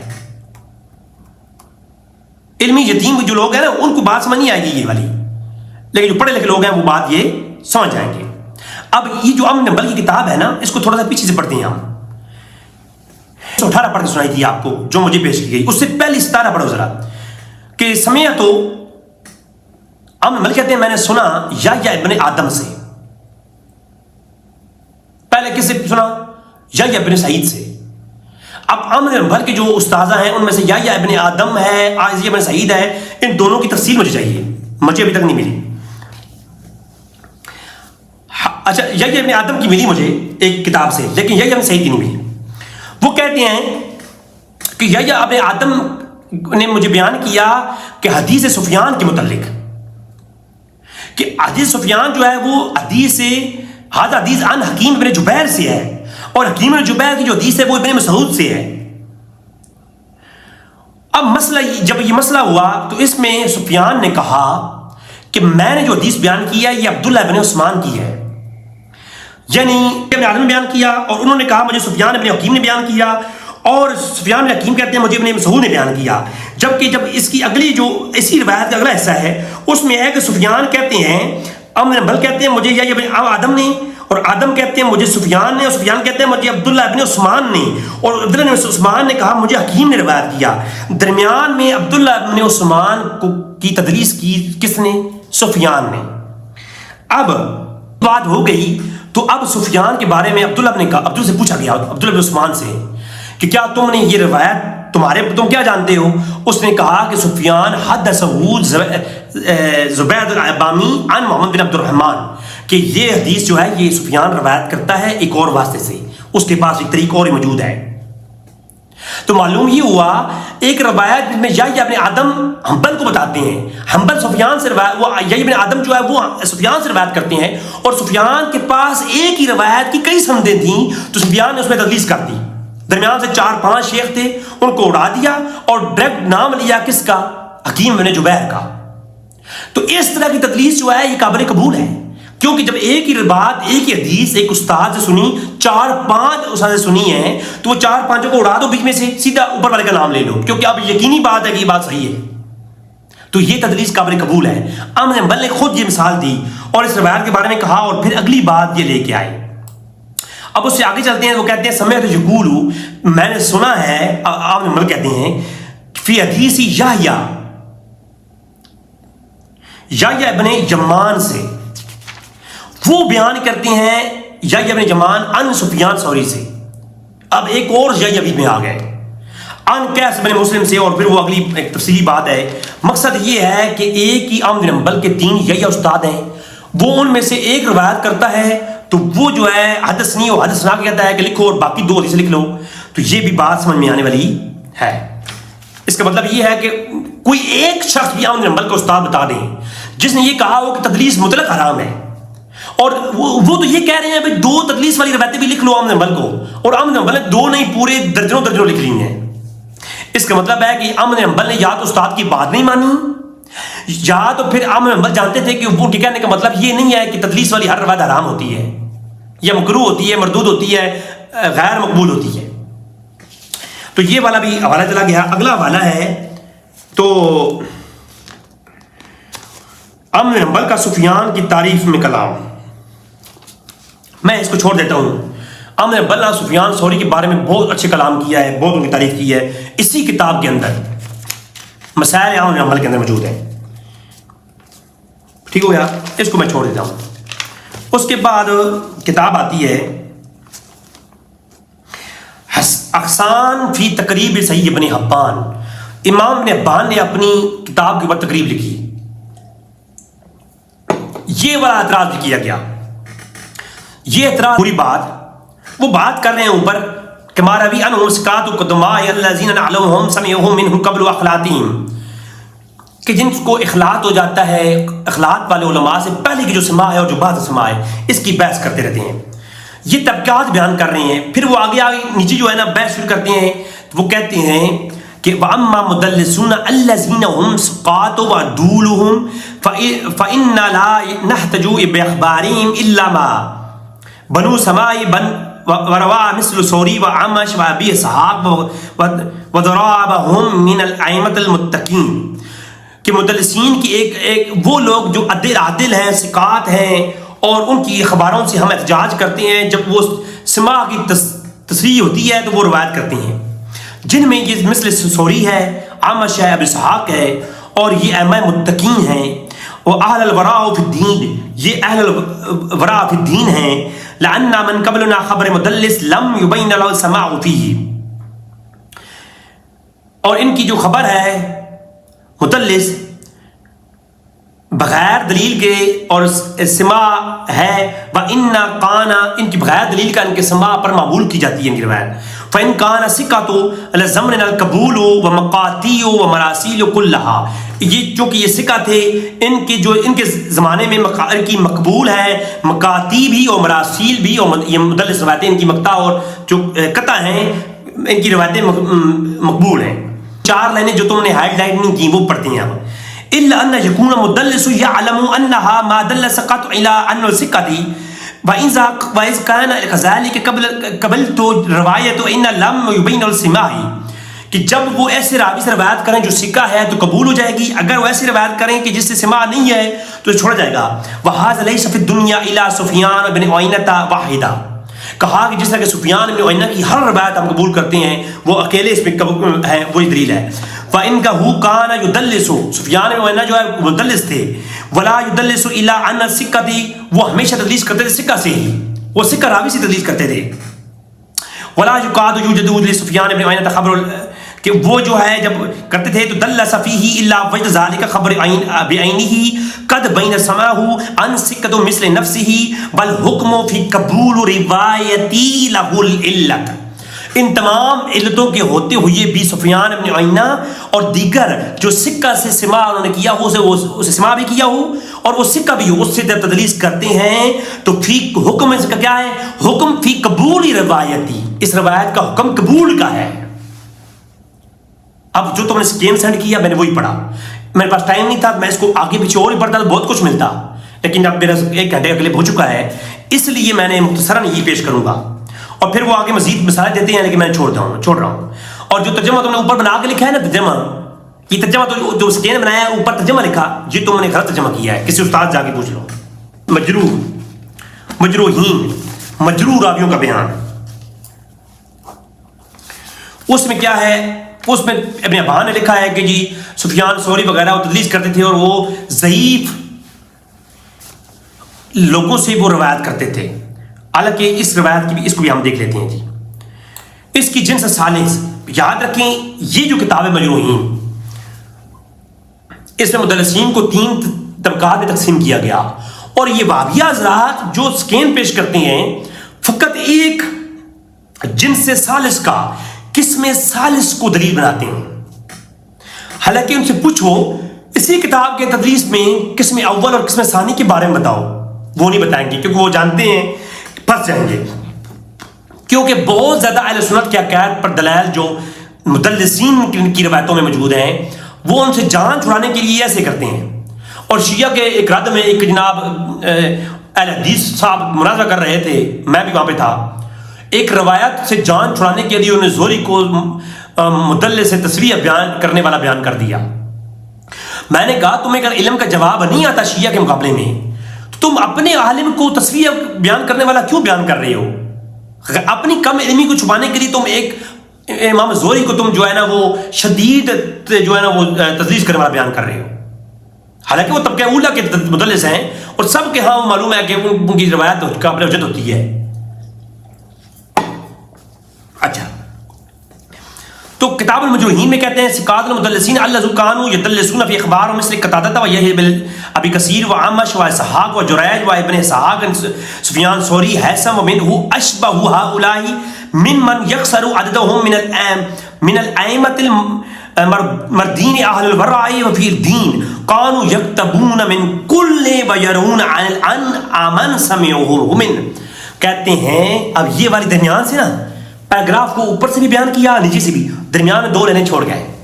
لکھا یہ ہوا ہے کہ طبقات ہے مدلسون کیا، وہ مدلس جو سکہ راوی ہیں، ان میں یہ ہے کہ کچھ لوگ ایسے ہیں جو کہ جو ہے وہ اخبار ثقات روایت کرتی ہیں، مدلس ہیں وہ، ان میں سفیان ثوری وغیرہ سب کا نام لیا اور کہا کہ کثیر عدد کے علماء ہیں، ان کے علاوہ بھی جو تدلیس کرتے ہیں وہ اہل الورع فی الدین ہیں، وہ روایت دین کی روایتیں کرنے کے امام ہیں وہ، اور کانوا یکتبون عن کل، ہم ان کی ہر بات کو لکھتے ہیں، وَيَرَوْنَ عَمَنْ سَمِعُوا مِنْهُ، اور ان کی آنے والی روایات کو سماعت پر معمول کرتے ہیں۔ سمجھ آئی بات؟ اب آگے پھر اگلی بات انہوں نے پھر ہائی لائٹ کی، اس میں یہ ہے فَرِمَا دَلَّسُوا عَنْ شیخ بَعْدُ سِمَعُوا عَنْهُ عَنِ الْأَقْوَامِ ضَعْفَاء، اور بعض راوی ان کے ایسے ہیں جو ضعیف راوی ہیں، ان سے وہ روایت کرتے ہیں۔ لا یجوز الا احتجاج باخبارہم، جائز نہیں ہے کہ ان کی اس خبر سے احتجاج کیا جائے۔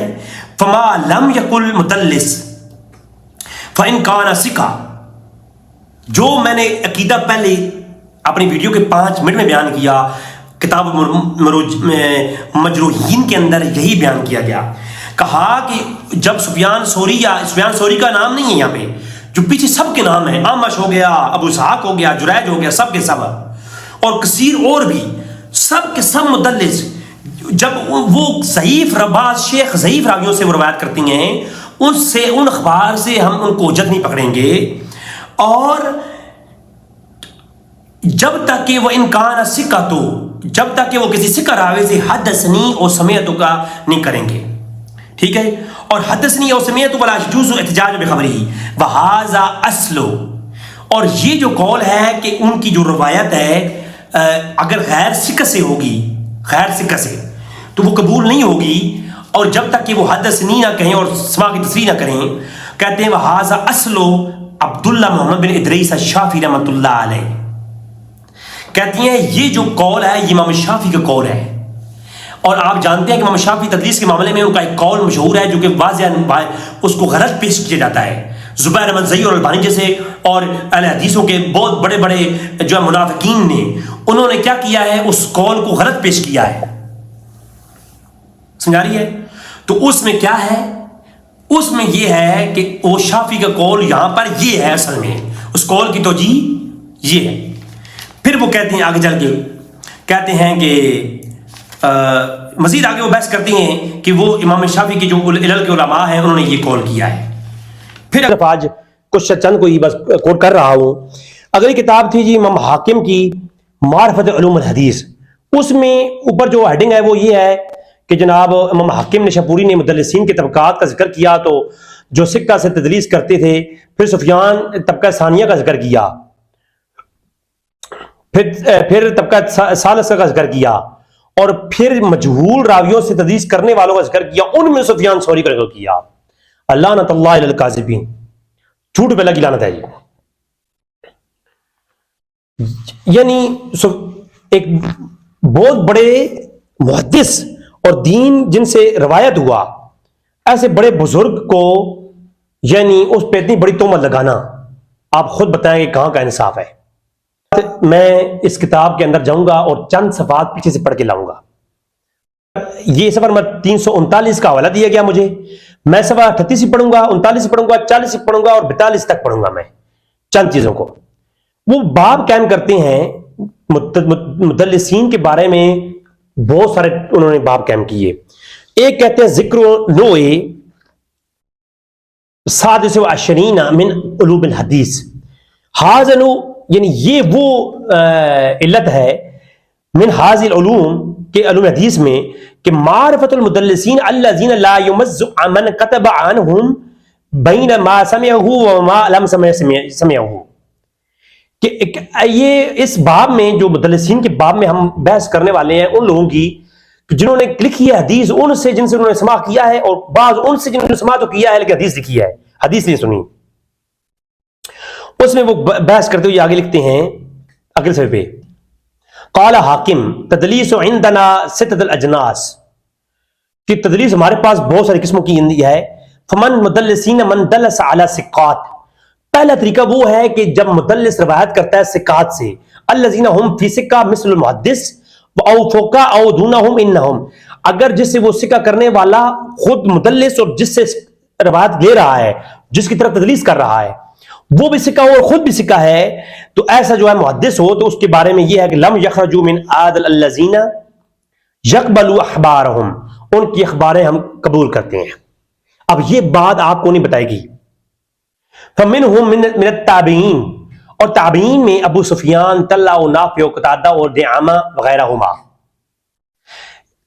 ان تابعین میں جن کی خبریں قبول کی جاتی ہیں، معرفت علوم حدیث میں یہ لکھا ہوا ہے، جو سکین تم لوگوں نے لگا کے مجھے دیا ہے وہ جھوٹا فیک سکین ہے۔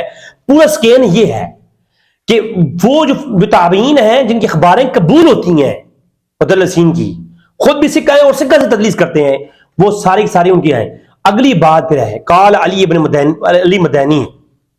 مدینی نے کہا ہے، وہ انہوں نے سنا ہے ابن مہدی سے، وہ ابن مہدی جس کو ہم نے شروع میں ذکر کر چکے ہیں۔ ہاں جی، وہ کہتے ہیں کہ کان شعبہ تو یری حدیث ابی سفیان، جو امام شعبہ نے روایت کیا ہے سفیان سے حدیثیں، ان جابر، وہ جابر والی، تو وہ اس کے بارے میں کہتے ہیں کہ امام عبد الرحمن ابن مہدی جو ہے وہ کہتے ہیں کہ جو شعبہ ہے اس کی صحیح حدیثیں ہیں جو سفیان سے اس نے روایت کر رکھی ہیں۔ اب سکہ امام سے روایتیں لے رہا ہے، اور وہ بھی اس میں اچھا، اور وہ کہتے ہیں کہ او بلغنی، ان سے میں نے سنا ہے یا مجھ تک پہنچی ہے، تو بات سماع کی تصریح میں فرق ہے شعبہ کے ساتھ امام عبد الرحمن جو مہدی ہے ان کے بارے میں شک ہے کہ ان کا سماع ہے کہ نہیں ہے، لیکن روایت سند صحیح ہے۔ انہوں نے کہا کہ یہ قلت عبد الرحمن سمعت من شعبۃ قال او بلغنی عنہ، کبھی وہ کہتے ہیں مجھ تک پہنچی ہے، کبھی کہتے ہیں مجھ تک پہنچائی گئی ہے۔ آگے میں نیچے آگے مزید بحث کی ہے کہ وہ لوگ جو تدلیس میں تابعین کی جماعت میں ہیں وہ عز وجل ہیں اور ان کے بارے میں تعریف کی ہے۔ پھر ایک اور آگے بات کرتے ہیں ثانی مدلسین کے بارے میں، کہتے ہیں کہ وہ مہدی، وہ والا مہدی، پھر عبد الرحمن مہدی روایت کرتا ہے، سألت سفیان، میں نے سفیان سے پوچھا، عن حدیث ابراہیم بن عقبہ، میں نے عقبہ کی حدیث پوچھی، ابراہیم بن عقبہ کی حدیث پوچھی۔ پھر رضا کے معاملے میں، لم اسمعہ حدثنی معمر، انہوں نے کہا کہ یہ جو حدیث میں روایت کرتا ہوں، یہ میں روایت جو کرتا ہوں یہ میں نے نہیں سنی ہے جو ہے نا ابراہیم سے، ابن عقبہ سے، کہتا ہے میں وہ تدلیس کرتا ہوں لیکن میں نے اسے نہیں سنی، میں نے یہ سنی ہے معمر سے۔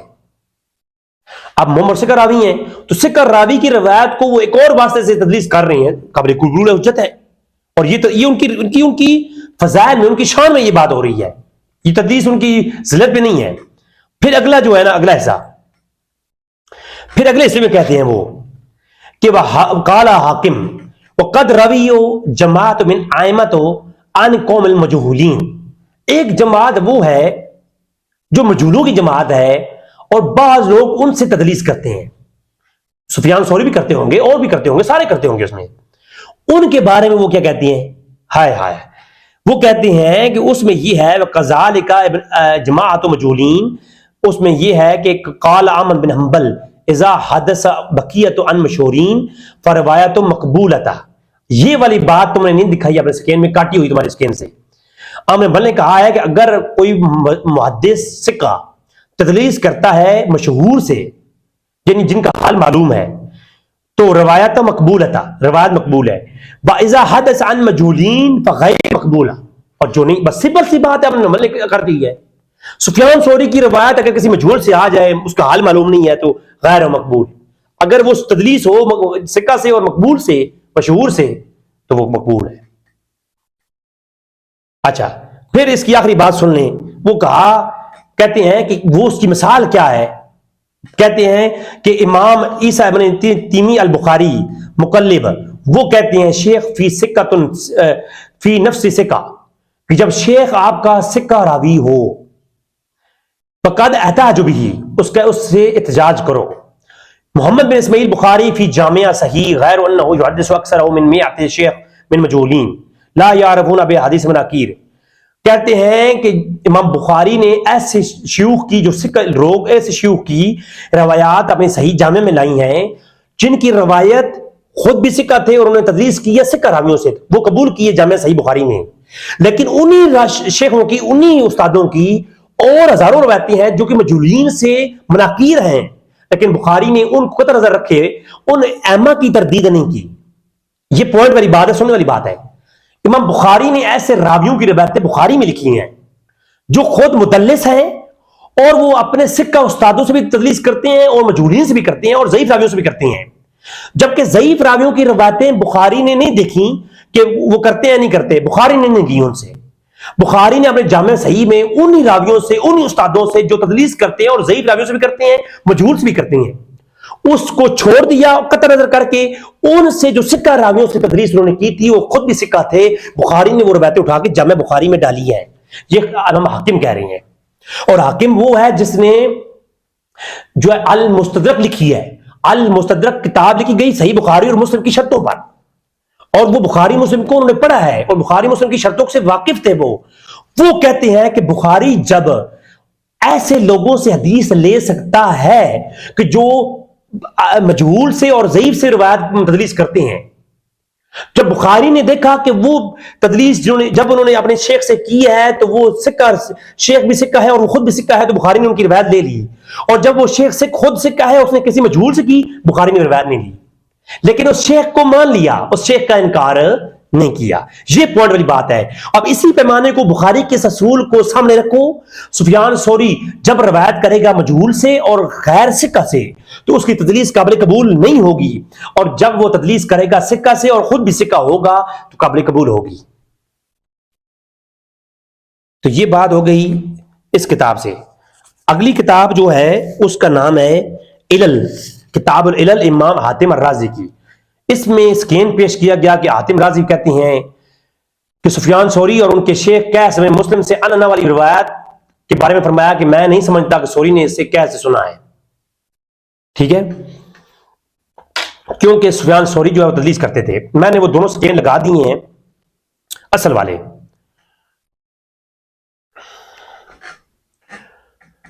اس میں یہ ہے کہ اور بھی روایتیں ہیں کہ سفیان نے ان سے روایت کیا تو کہا انما اسند هذا الحدیث مسعودی، وہ کہتے ہیں کہ یہ جو حدیث تم بیان کر رہے ہو یہ اصل جو ہے یہ مسعودی کی طریق سے ہے، اور پھر آگے وہ کہتے ہیں اما ثوری انه لا يسنده، یہ ثوری امام ثوری کی اسناد نہیں ہے۔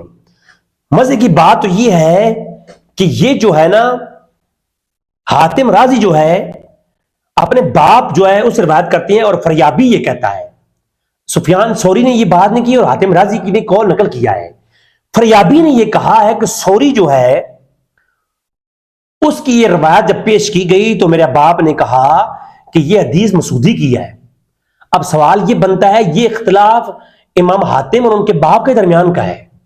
امام حاتم کہتے تھے یہ روایت میرے پاس سفیان ثوری کے واسطے سے ہے، جبکہ امام حاتم کا باپ کہتا ہے مجھے یہ مسعودی نے بتائی ہے، اور مسعودی نے جو ہے نا وہ یہ نہیں کہہ رہے ہیں کہ بھائی مدلس کوئی اوپری چیز آ گئی ہے، وہ یہ کہتے ہیں بھائی سفیان ثوری کی جو سند تم نے میرے پاس بیان کی ہے نا، سفیان ثوری کے واسطے کی یہ سند نہیں ہے، سند یہ کسی اور واسطے سے ہے، اور یہ بھی ان کے باپ اور بیٹے کے درمیان میں اختلاف ہوا، تو باپ کے پاس اور سند تھی، بیٹے کے پاس اور تھی، اور جو باپ ہے وہ کہتا ہے کہ یہ ثوری کی یہ سند نہیں ہے، جو اس کی باپ کی تحقیق تھی۔ جو لفظ استعمال ہوا وہ یہ ہے کہ جی کہ فریابی کہتے ہیں کہ ولا ظن ثوری اظن ثوری سمعه من القیس، کہ میرا خیال یہ ہے، ظن کہتے ہیں خیال کو، شک کو بھی کہہ سکتے ہیں، یا ظن کہتے ہیں ایک گمان کو، کہتے ہیں میرا گمان یہ ہے کہ ثوری نے جو بات سنی ہے یہ کیسے سنی ہے، ٹھیک ہے۔ تو یہ جو ہے سند ثوری کی وجہ ہے، سند کی ثوری کی سند میں جو ہے یہ اختلاف ہے، اور کیونکہ اراء مدلس میں نے دیکھا ہے وہ تدلیس کرتا ہے، تو اس انہوں نے کوئی گالی نہیں نکالی ہے، انہوں نے پہلی بات یہ کہتے ہیں یہ بات انہوں نے کیسے سنی ہے، آلریڈی سفیان نے یہ بات سن رکھی ہے، جھوٹ نہیں بولا، سن رکھی ہے کیسے، لیکن اس کو میں نے بتایا تھا کہ ایک ہوتی ہے تدلیس سے عطف، تو اس کو عطف کیا ہے کس کے اوپر، دوسرے کسی بزرگ کے اوپر، تو بس اور کیونکہ وہ مدلس تھے تو یہ تدلیس اچھی والی تدلیس ہے کہ دو بزرگوں سے سن رکھی ہو تو کسی اور مدلس کی طرف کر دینا، اور اس تدلیس میں اختلاف نہیں ہوتا ہے۔ تو سفیان ثوری نے یہ بات آلریڈی سن رکھی تھی کیس سے، اور ہو سکتا ہے سفیان نے یہ بات سن رکھی ہو دوسرے بزرگ سے بھی، لیکن یہاں پر اس نے کہا کہ فریابی کی جو روایت ہے اس میں زن ہے، سفیان نے یہ بات کیسے سن رکھی ہے؟ تو بزرگ یہ کہتے ہیں حاتم صاحب کے، اور انہوں نے کہا ہے کہ یہ جو سفیان ہے وہ مدلس تھے۔ تو مدلسین کا یہ حسن ہے کہ وہ 3 4 5 لوگوں سے سن رکھی ہو تو وہ کسی کا نام لے لیتے ہوتے ہیں۔ تو یہاں پر یہ بحث ہے، آلریڈی سن رکھا ہے، تو سفیان نے اس کو عطف کر دیا دوسرے پہ۔ تو یہ جو ہے، یہ جو والا ہے، اس کے اوپر کوئی بحث کرنا چاہے، میں کوئی مختصر کر رہا ہوں تو کر سکتا ہے ہمارے ساتھ، ٹھیک ہے جی۔ اس کے علاوہ ایک کتاب پیش کی گئی تمہید، ابن عبد البر نے، اس میں ایک روایت لے کے آتے ہیں امام ابو عیسیٰ ترمذی کی۔ اس میں یہ کہتے ہیں کہ حدثنا مبارک نے کہا ہے، قال قلت لہیثم مالک تدلیسا وقد سمعت کثیرا قال کبیرا کا پوچھا گیا مالک سے کہ تم تدلیس کیوں کرتے ہو؟ اس نے کہا کہ 2 بڑے بزرگ تدلیس کرتے تھے، ان کی عزت میں اور احترام میں کرتا ہوں میں۔ تو کبیرہ کا یدرستان، 2 بڑے بزرگ تھے، کون کون سے؟ عامش اور سوری۔ جب یہ 2 میرے بزرگ استاد جو تھے یہ تدلیس کرتے تھے تو میں بھی کرتا ہوں۔ وذکر عامش لم یسمع عن مجاہد، سنا ہے ہم نے کہ عامش نے 4 عامش کا سماع نہیں ہے مجاہد سے سوائے 4 حدیثوں کے۔ اب سماعت موجود ہے لیکن صرف 4 حدیثیں۔ اب کوئی راوی ان سے روایت کرتا ہے زیادہ تو اس کو تدلیس میں شمار کیا۔ ایک ٹرم ہے تدلیس کی، میں آگے بیان کر چکا ہوں۔ تو اصل میں یہ بات تھی۔ اس کے آگے جو نا ایک پیراگراف چھوڑ کے جو یہ مجھے سینڈ کیا گیا نا، ایک پیراگراف چھوڑ کے اگلا پڑھ لیتے مزید بات سمجھ آ جاتی۔ اس میں کہتے ہیں قال بخاری نے کہا ولا اعرف سفیان ثوری ان حبیب بن ابی ثابت ولا ان اسلم ابن کہیل ولا ان منصور وذکر مشایخ کثیرہ۔ بخاری نے کہا کہ میں نہیں جانتا سفیان ثوری کو، حبیب ثابت کو، میں نہیں جانتا، ان کے علاوہ میں نہیں جانتا سفیان ثوری، اسلم کہیل، منصور اور مشایخ، بہت سارے مشایخ کا بخاری نے نام لیا۔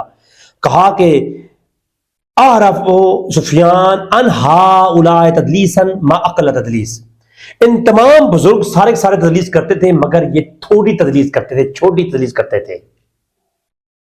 کیا کرتے تھے؟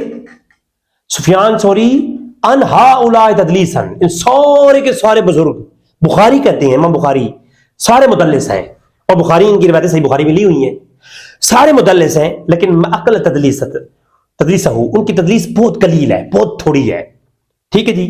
تو یہ تدلیس بخاری کے یہاں پہ قبول ہے۔ یہ جو تم نے سفیان کے خلاف حوالہ پیش کیا، یہ حوالہ ہمارے حق میں ہے، ہماری دلیل ہے، جو ہم عقیدہ ہے اہل سنت کا اس کے اوپر دلیل ہے، ٹھیک ہے جی۔ امام نووی کی شرح ہے، اس میں بھی حوالہ پیش کیا گیا کہ جناب وہ کہتے ہیں سفیان ثوری مدلسین میں سے تھے، انہوں نے پہلی روایت ان علقمہ کہا، مدلس کی ان روایت بل اتفاق حجت نہیں ہوتی، بس یہ والی بات۔ حالانکہ ہم پہلے تفصیل پیش کر چکے ہیں کہ سفیان ثوری مدلس ہیں، لیکن طبقہ اولیٰ کے ہیں، ان کی سماع کی تصدیق کے ساتھ ان کی ہر روایت کو سماع پر معمول کیا جائے گا۔ جو سکہ سے روایت کرتے ہیں، ان کو مشایخ سکہ ہو، خود بھی سکہ ہیں، اور وہ جو وہ ہم زمانہ ہو، اس میں سماع بھی ہو، ٹھیک ہے جی۔ تو اب وہ کہتے ہیں یہاں پر کہ سفیان ثوری نے روایت کی ہے ان علقمہ سے، اور علقمہ سے جب سماع ان کا نہیں ہے تو وہ تدلیس کریں گے، سر اس سے احتجاج نہیں ہوگا۔ یہی تو ہم کہہ رہے ہیں آپ سے، یہ دلیل ہماری ہے، تمہاری نہیں ہے۔ وہ جس سے تدلیس کر رہے ہیں ان سے ان کا اتفاق نہیں ہے، سماع نہیں ہے۔ جو سماع نہیں ہے تو بالاتفاق یہ رائے ہے، میں پہلے ہزاروں دلائل دے چکا ہوں، وہ قابل قبول نہیں ہے۔ اگلی حوالہ جو ہے پھر دیا گیا کفایہ کا، اور کفایہ کے ساتھ لگائی گئی جرح و تعدیل امام حاتم الرازی کی۔ جرح و تعدیل حاتم الرازی کی جو لگائی گئی، اگر پوری پڑھ لیتے، اس پہ 2 صفحات پہ سفیان ثوری کی تعریف ہے، اور یہ جو تم نے دلیل پیش کی ہے اس کے اندر بھی تعریف ہے۔ وہ کہتے ہیں سمیعت یحییٰ بن معین یقول لم یکن احد اعلم الحدیث منصور من سفیان ثوری، سفیان ثوری سے بڑا کوئی عالم نہیں ہے، اور یحییٰ بن معین کہتے ہیں کہ اس سے بڑا کوئی علم حدیث میں عالم نہیں ہے، اسحاق کہتے ہیں، اور وہ کہتے ہیں کہ اعلم الحدیث ابن اسحاق من ثوری وکان یدلس، جو روایتیں سفیان ثوری کی کچھ ایسی ہیں اسحاق کے ریفرنس سے، وہ تدلیس کرتے تھے، ٹھیک ہے۔ تو پھر یحییٰ بن معین جب یہ بات کر چکے، یحییٰ بن معین نے کہا کہ وہ مدلس ہے. یحییٰ بن معین کہتے ہیں کہ یحییٰ بن معین کہتے ہیں کہ یہ مدلس ہے. اگلی بات کرتے ہیں یحییٰ بن معین، کہتے ہیں کہ قال سفیان ثوری سکہ راوی ہے، بزرگ ہے اور تدلیس کی. تو تدلیس کا قول فقط یہ جرم نہیں ہے بزرگوں، کسی کے اوپر تدلیس آ جانا فقط یہ جرم نہیں ہے. میری بات سمجھ آ رہی نہیں آ رہی ہے؟ ہاں. تو یہ جرح و تعدیل جو ہے پوری تاریخ میں پڑی پڑی ہے سفیان کی.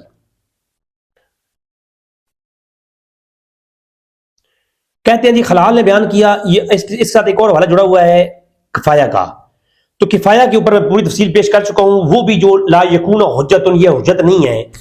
ایک اس سے اگلی بات جو تھی وہ لکھی ہوئی تھی قال علی الناس یحتجون فی حدیث سفیان ابن قیطان، وہ والی جو پہلے ہم پیش کر چکے ہیں وہی والی بات ہے. اس سے اگلی کتاب ہے علل ترمذی.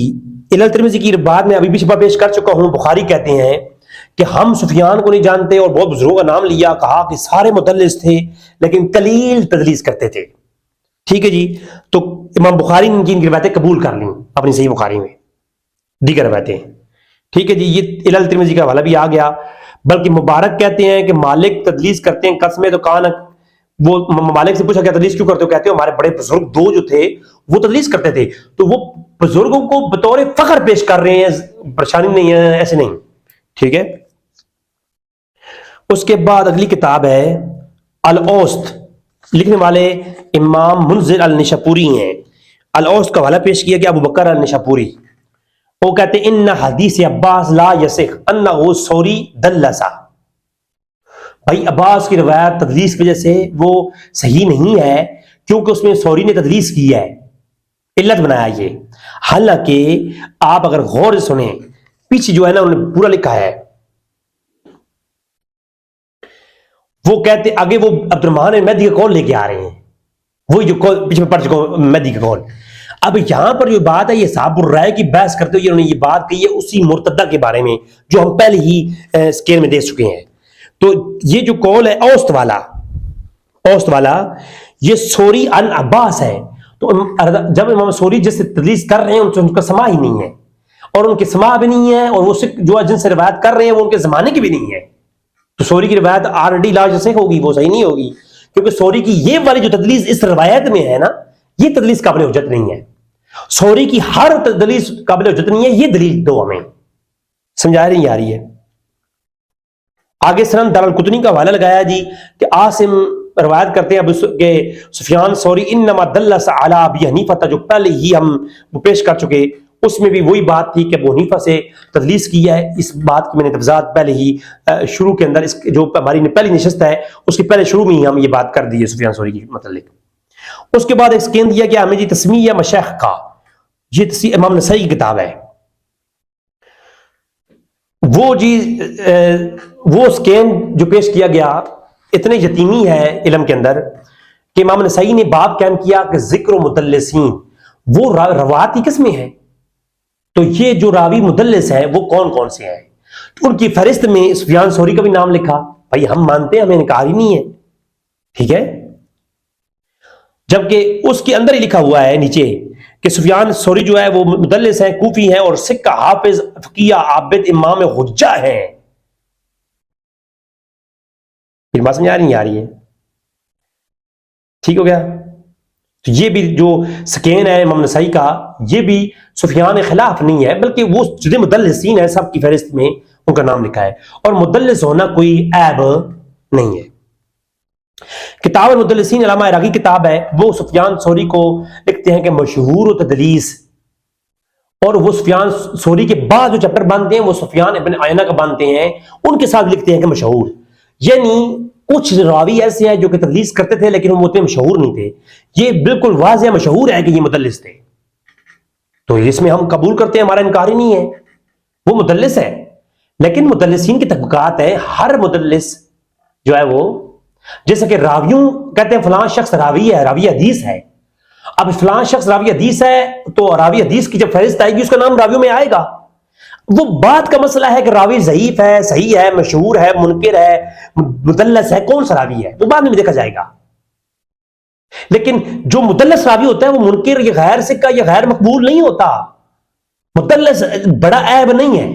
ہاں جب راوی ہے معلوم ہوا جی فلاں شخص سفیان کون ہے جی راوی حدیث ہے. کون سا راوی حدیث ہے جی مدلس ہے, سکہ بھی ہے مدلس بھی ہے.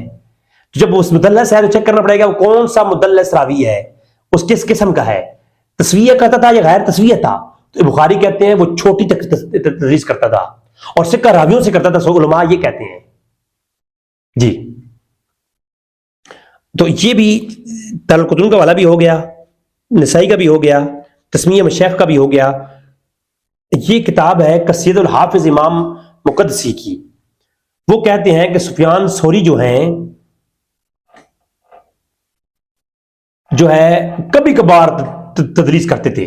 تو بھائی ہم وہی مانتے ہیں سفیان ثوری ہوا سفیان ثوری الکوفی سکہ عالم حافظ فقیہ عابد حجت, پتہ نہیں کیا کیا نال صاحب نے لکھا, یہ سب نہیں پڑھا.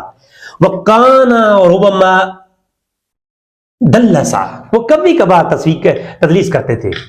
ہم تو مانتے ہیں یہ بات صحیح ہے, اور مدلس جو ہے یہ تدلیس ان کی سر کا تاج ہے, یہ ان کا پھندا نہیں ہے. ٹھیک ہے جی. اگلی کتاب ہے علم الحدیث مقدسی کی. اس میں بھی یہ لکھا ہوا ہے کبھی کبھار وہ کرتے تھے جناب.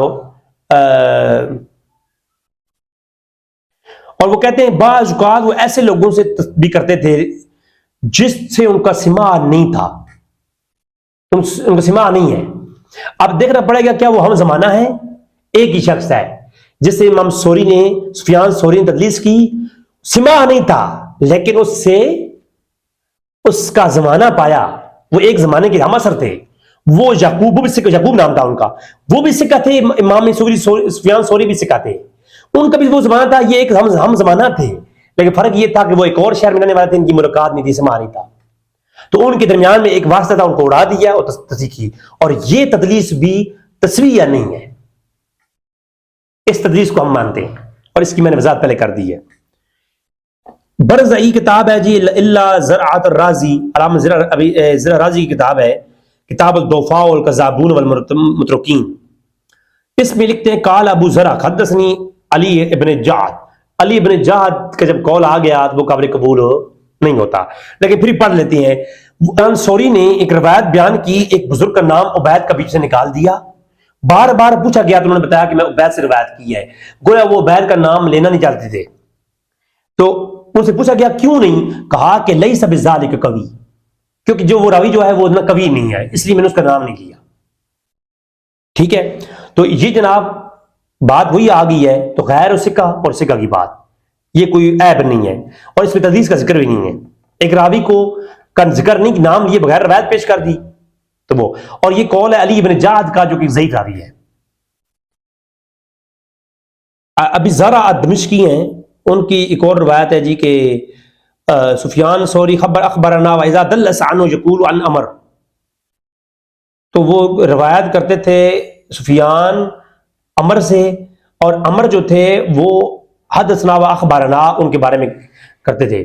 تو ٹھیک ہے, یہ وہ بحث نہیں ہے کہ ایک راوی سے وہ روایت کرتے تھے جن کی سماع نہیں ہے, اور وہ اس کو ایسے حدثنا و اخبارنا کہہ کے پکارتے تھے کہ روایت سنی ہے. تو وہ کسی اور واسطے سے ملی ہو یا کسی اور اعتبار سے ہو سکتی ہے, وہ سماع کی تصریح پر معمول کرتے تھے. اب دیکھنا پڑے گا کہ عمر ابن مرہ جو ہے وہ سکہ ہیں یا غیر سکہ ہیں, تو اس کی بنیاد دیکھی جائے گی. اگر یہ ان کا ہم زمانہ نہیں ہے تو یہ روایت ضعیف ہے, سفیان کی یہ روایت ضعیف ہو جائے گی, تدریس کو نہیں دیکھا جائے گا. اسماء و مدلسین, سیوطی نے سفیان ثوری کو مشہور تدریس میں لکھا, بالکل مشہور تدریس میں لکھا, ٹھیک کیا. تو وہ سفیان ثوری نے لسٹ بنائی کون کون سے مدلس ہیں, ان میں سفیان ثوری کا نام لکھا, سفیان ابن عیینہ کا بھی نام لکھا.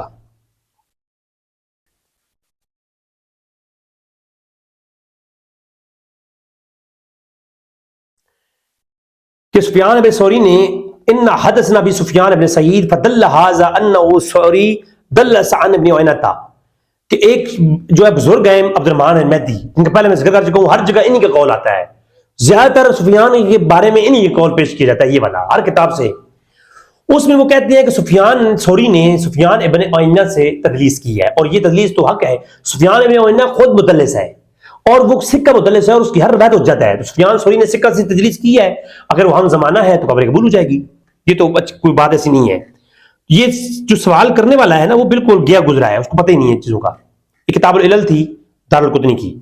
کامل فی ضعفاء الرجال علامہ جرجانی ہیں، وہ کیا کہتے ہیں، ان کی ایک بات پیش کی گئی کہ جناب وہ سفیان ثوری نے ایک روایت پیش کی تو کہا گیا وہ مدلس ہیں. ٹھیک ہے، وہ ایک روایت انہوں نے بیان کیا، ایک سکین بنایا ہوا ہے. حالانکہ ایک صفحہ آگے پڑھیں، ایک مصرع آگے پڑھیں، ایک پیراگراف آگے پڑھیں، اس میں کہتے ہیں کہ ولید بن مسلم کہتے ہیں کہ میں نے گیا، میں ایک اجتماع میں گیا جس میں ابن مبارک، مروان فرازی اور سفیان ثوری تھے ان کے پاس بیٹھے ہوئے. تو سعید ابن سالم قدا نے سفیان ابن عیینہ تشریف لے کے آئے تو وہ ایک روایت پیش کر رہے تھے، سفیان ابن عیینہ سے تدلیس کر رہے تھے سفیان ثوری، انہوں نے پیش کی. جب سفیان ثوری تھے انہوں نے دیکھا تو وہ آگے سے تھوڑا شرما گئے، یعنی وہ پھر بعد میں عبداللہ بن مبارک اٹھے، انہوں نے کہا کہ بھائی وہ جو روایت کر رہے تھے تدلیس کے ساتھ کر رہے تھے، تو انہوں نے کہا کہ فَاكْتُبُوهُ أَنَّهُ حَدِيثًا، کہ سفیان ثوری سے حدیث کو لکھو. فَهُوَ عَدْلٌ جَائِزٌ الشَّهَادَةِ فَتَبَسَّمَ سفیان ثوری فَقَالَ أَحْسَنَ. سفیان ثوری اس بات میں مسکرا پڑے اور کہا کہ تم نے ٹھیک کیا ہے، احسن. تو تدلیس کر رہے تھے کسی شخص سے، وہ شخص خود آ گیا ادھر، تو اس نے دیکھا تو پھر انہوں نے بات کر دی، تو سفیان ثوری مسکرا پڑے اس بات پہ. کوئی فتویٰ نہیں لگایا کہ جھوٹ بول رہے ہو جو کر رہے ہو، تو یہ بات بھی ایسی نہیں ہے. اور سفیان کہتے تھے لہو من فقیہۃ العرب قال عبداللہ بن مبارک، اگر کوئی فقیہ ہے ادھر ہو تو سفیان ثوری ہے. سفیان ثوری کی تعریف میں اگلا ہی قول عبداللہ بن مبارک کہا گیا. اور یہ پورا سبق پڑھ لو نا، عبداللہ مبارک کا ایک قول پیش کر دیا، اگلے دو قول عبداللہ مبارک کے سفیان ثوری کے حق میں ہیں، اور سفیان ثوری کہہ رہا ہے احسن واجمل ہو جی. تو یہ جو ہے نا جھوٹ کے اوپر مبنی. یہ علامہ علائی کی کتاب ہے جامع التحصیل، اس میں جو ہے انہوں نے کہا کہ سارے یدلس من اقوام مجہولین لا یدری منہم کا سفیان ثوری. حالانکہ اوپر جو ہے نا انہوں نے زیادتی کی ہے، اوپر لکھا ہوا ہے کہ کچھ لوگ تدلیس کرتے ہیں جیسے کہ قداتہ ہیں، عامش ہے اور سفیانین ہیں. سفیانین سے مراد دو سفیانین، ایک سفیان ثوری اور ایک سفیان ابن عیینہ. اور کہتے ہیں ثوری اور ابن عیینہ وہم خلق کثیرن، کہ کثیر جماعت ہے. فَإِذَنْ إِنَّ التَّدْلِيسَ لَيْسَ كِذْبًا صَرِيحًا بل هو ضرب من ابہام باللفظ.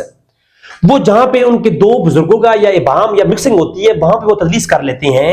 یہ سارے بزرگ، یہ سارے مدلسین ہیں، اور یہ لیس کذبا صریحا، یہ کچھ صریح کذب پر بات معمول نہیں کی جائے گی ان کی. اور کہا کہ اور جس میں صریح جھوٹ پایا جائے وہ حدیث رد ہو جاتی ہے. اور کہا کہ حاکم ابو عبداللہ فی کتابی علوم الحدیث اجناس المدلسین الا ست الاقسام وبعضها مداخل، کہ 6 قسمیں ہیں تدلیسوں کی اقسام کی، ان میں سے بعضوں میں یہ قول ہوتے ہیں. اور فاولاھا، جو پہلی قسم ہے مدلسین کی، التابعون، وہ تابعین ہیں، الذین لا یدلسون الا عن ثقۃ مثلهم، جو تابعین ہیں وہ ہمیشہ ثقہ سے تدلیس کرتے ہیں اور ان کی روایت حجت ہوتی ہے. او اکبر، اور کچھ ثقہ سے افضل لوگ ہوتے ہیں ان سے کرتے ہیں، کہ ابی سفیان و طلحہ و نافع و قتادہ، سفیان ثوری وغیرہ اور یہ طلحہ اور سارے جو لوگ ہیں ان کی روایت بلا اجماع حجت ہوتی ہے تدلیس والی، کیونکہ یہ اولی درجے کے لوگ ہیں، ان کی بعد میں کذب معمول نہیں کرتا. تو یہ والی بات چھوڑ کے نیچے والا ایک جملہ دکھا کے کہہ دیا جامع تحصیل میں یہ آ گیا. اللہ تعالیٰ رحم کرے ہم پر. اگلی اور آخری بات یہ ہے، پھر اگلی قسط میں اگلی باتیں کروں گا، یہ آخری بات سنیں.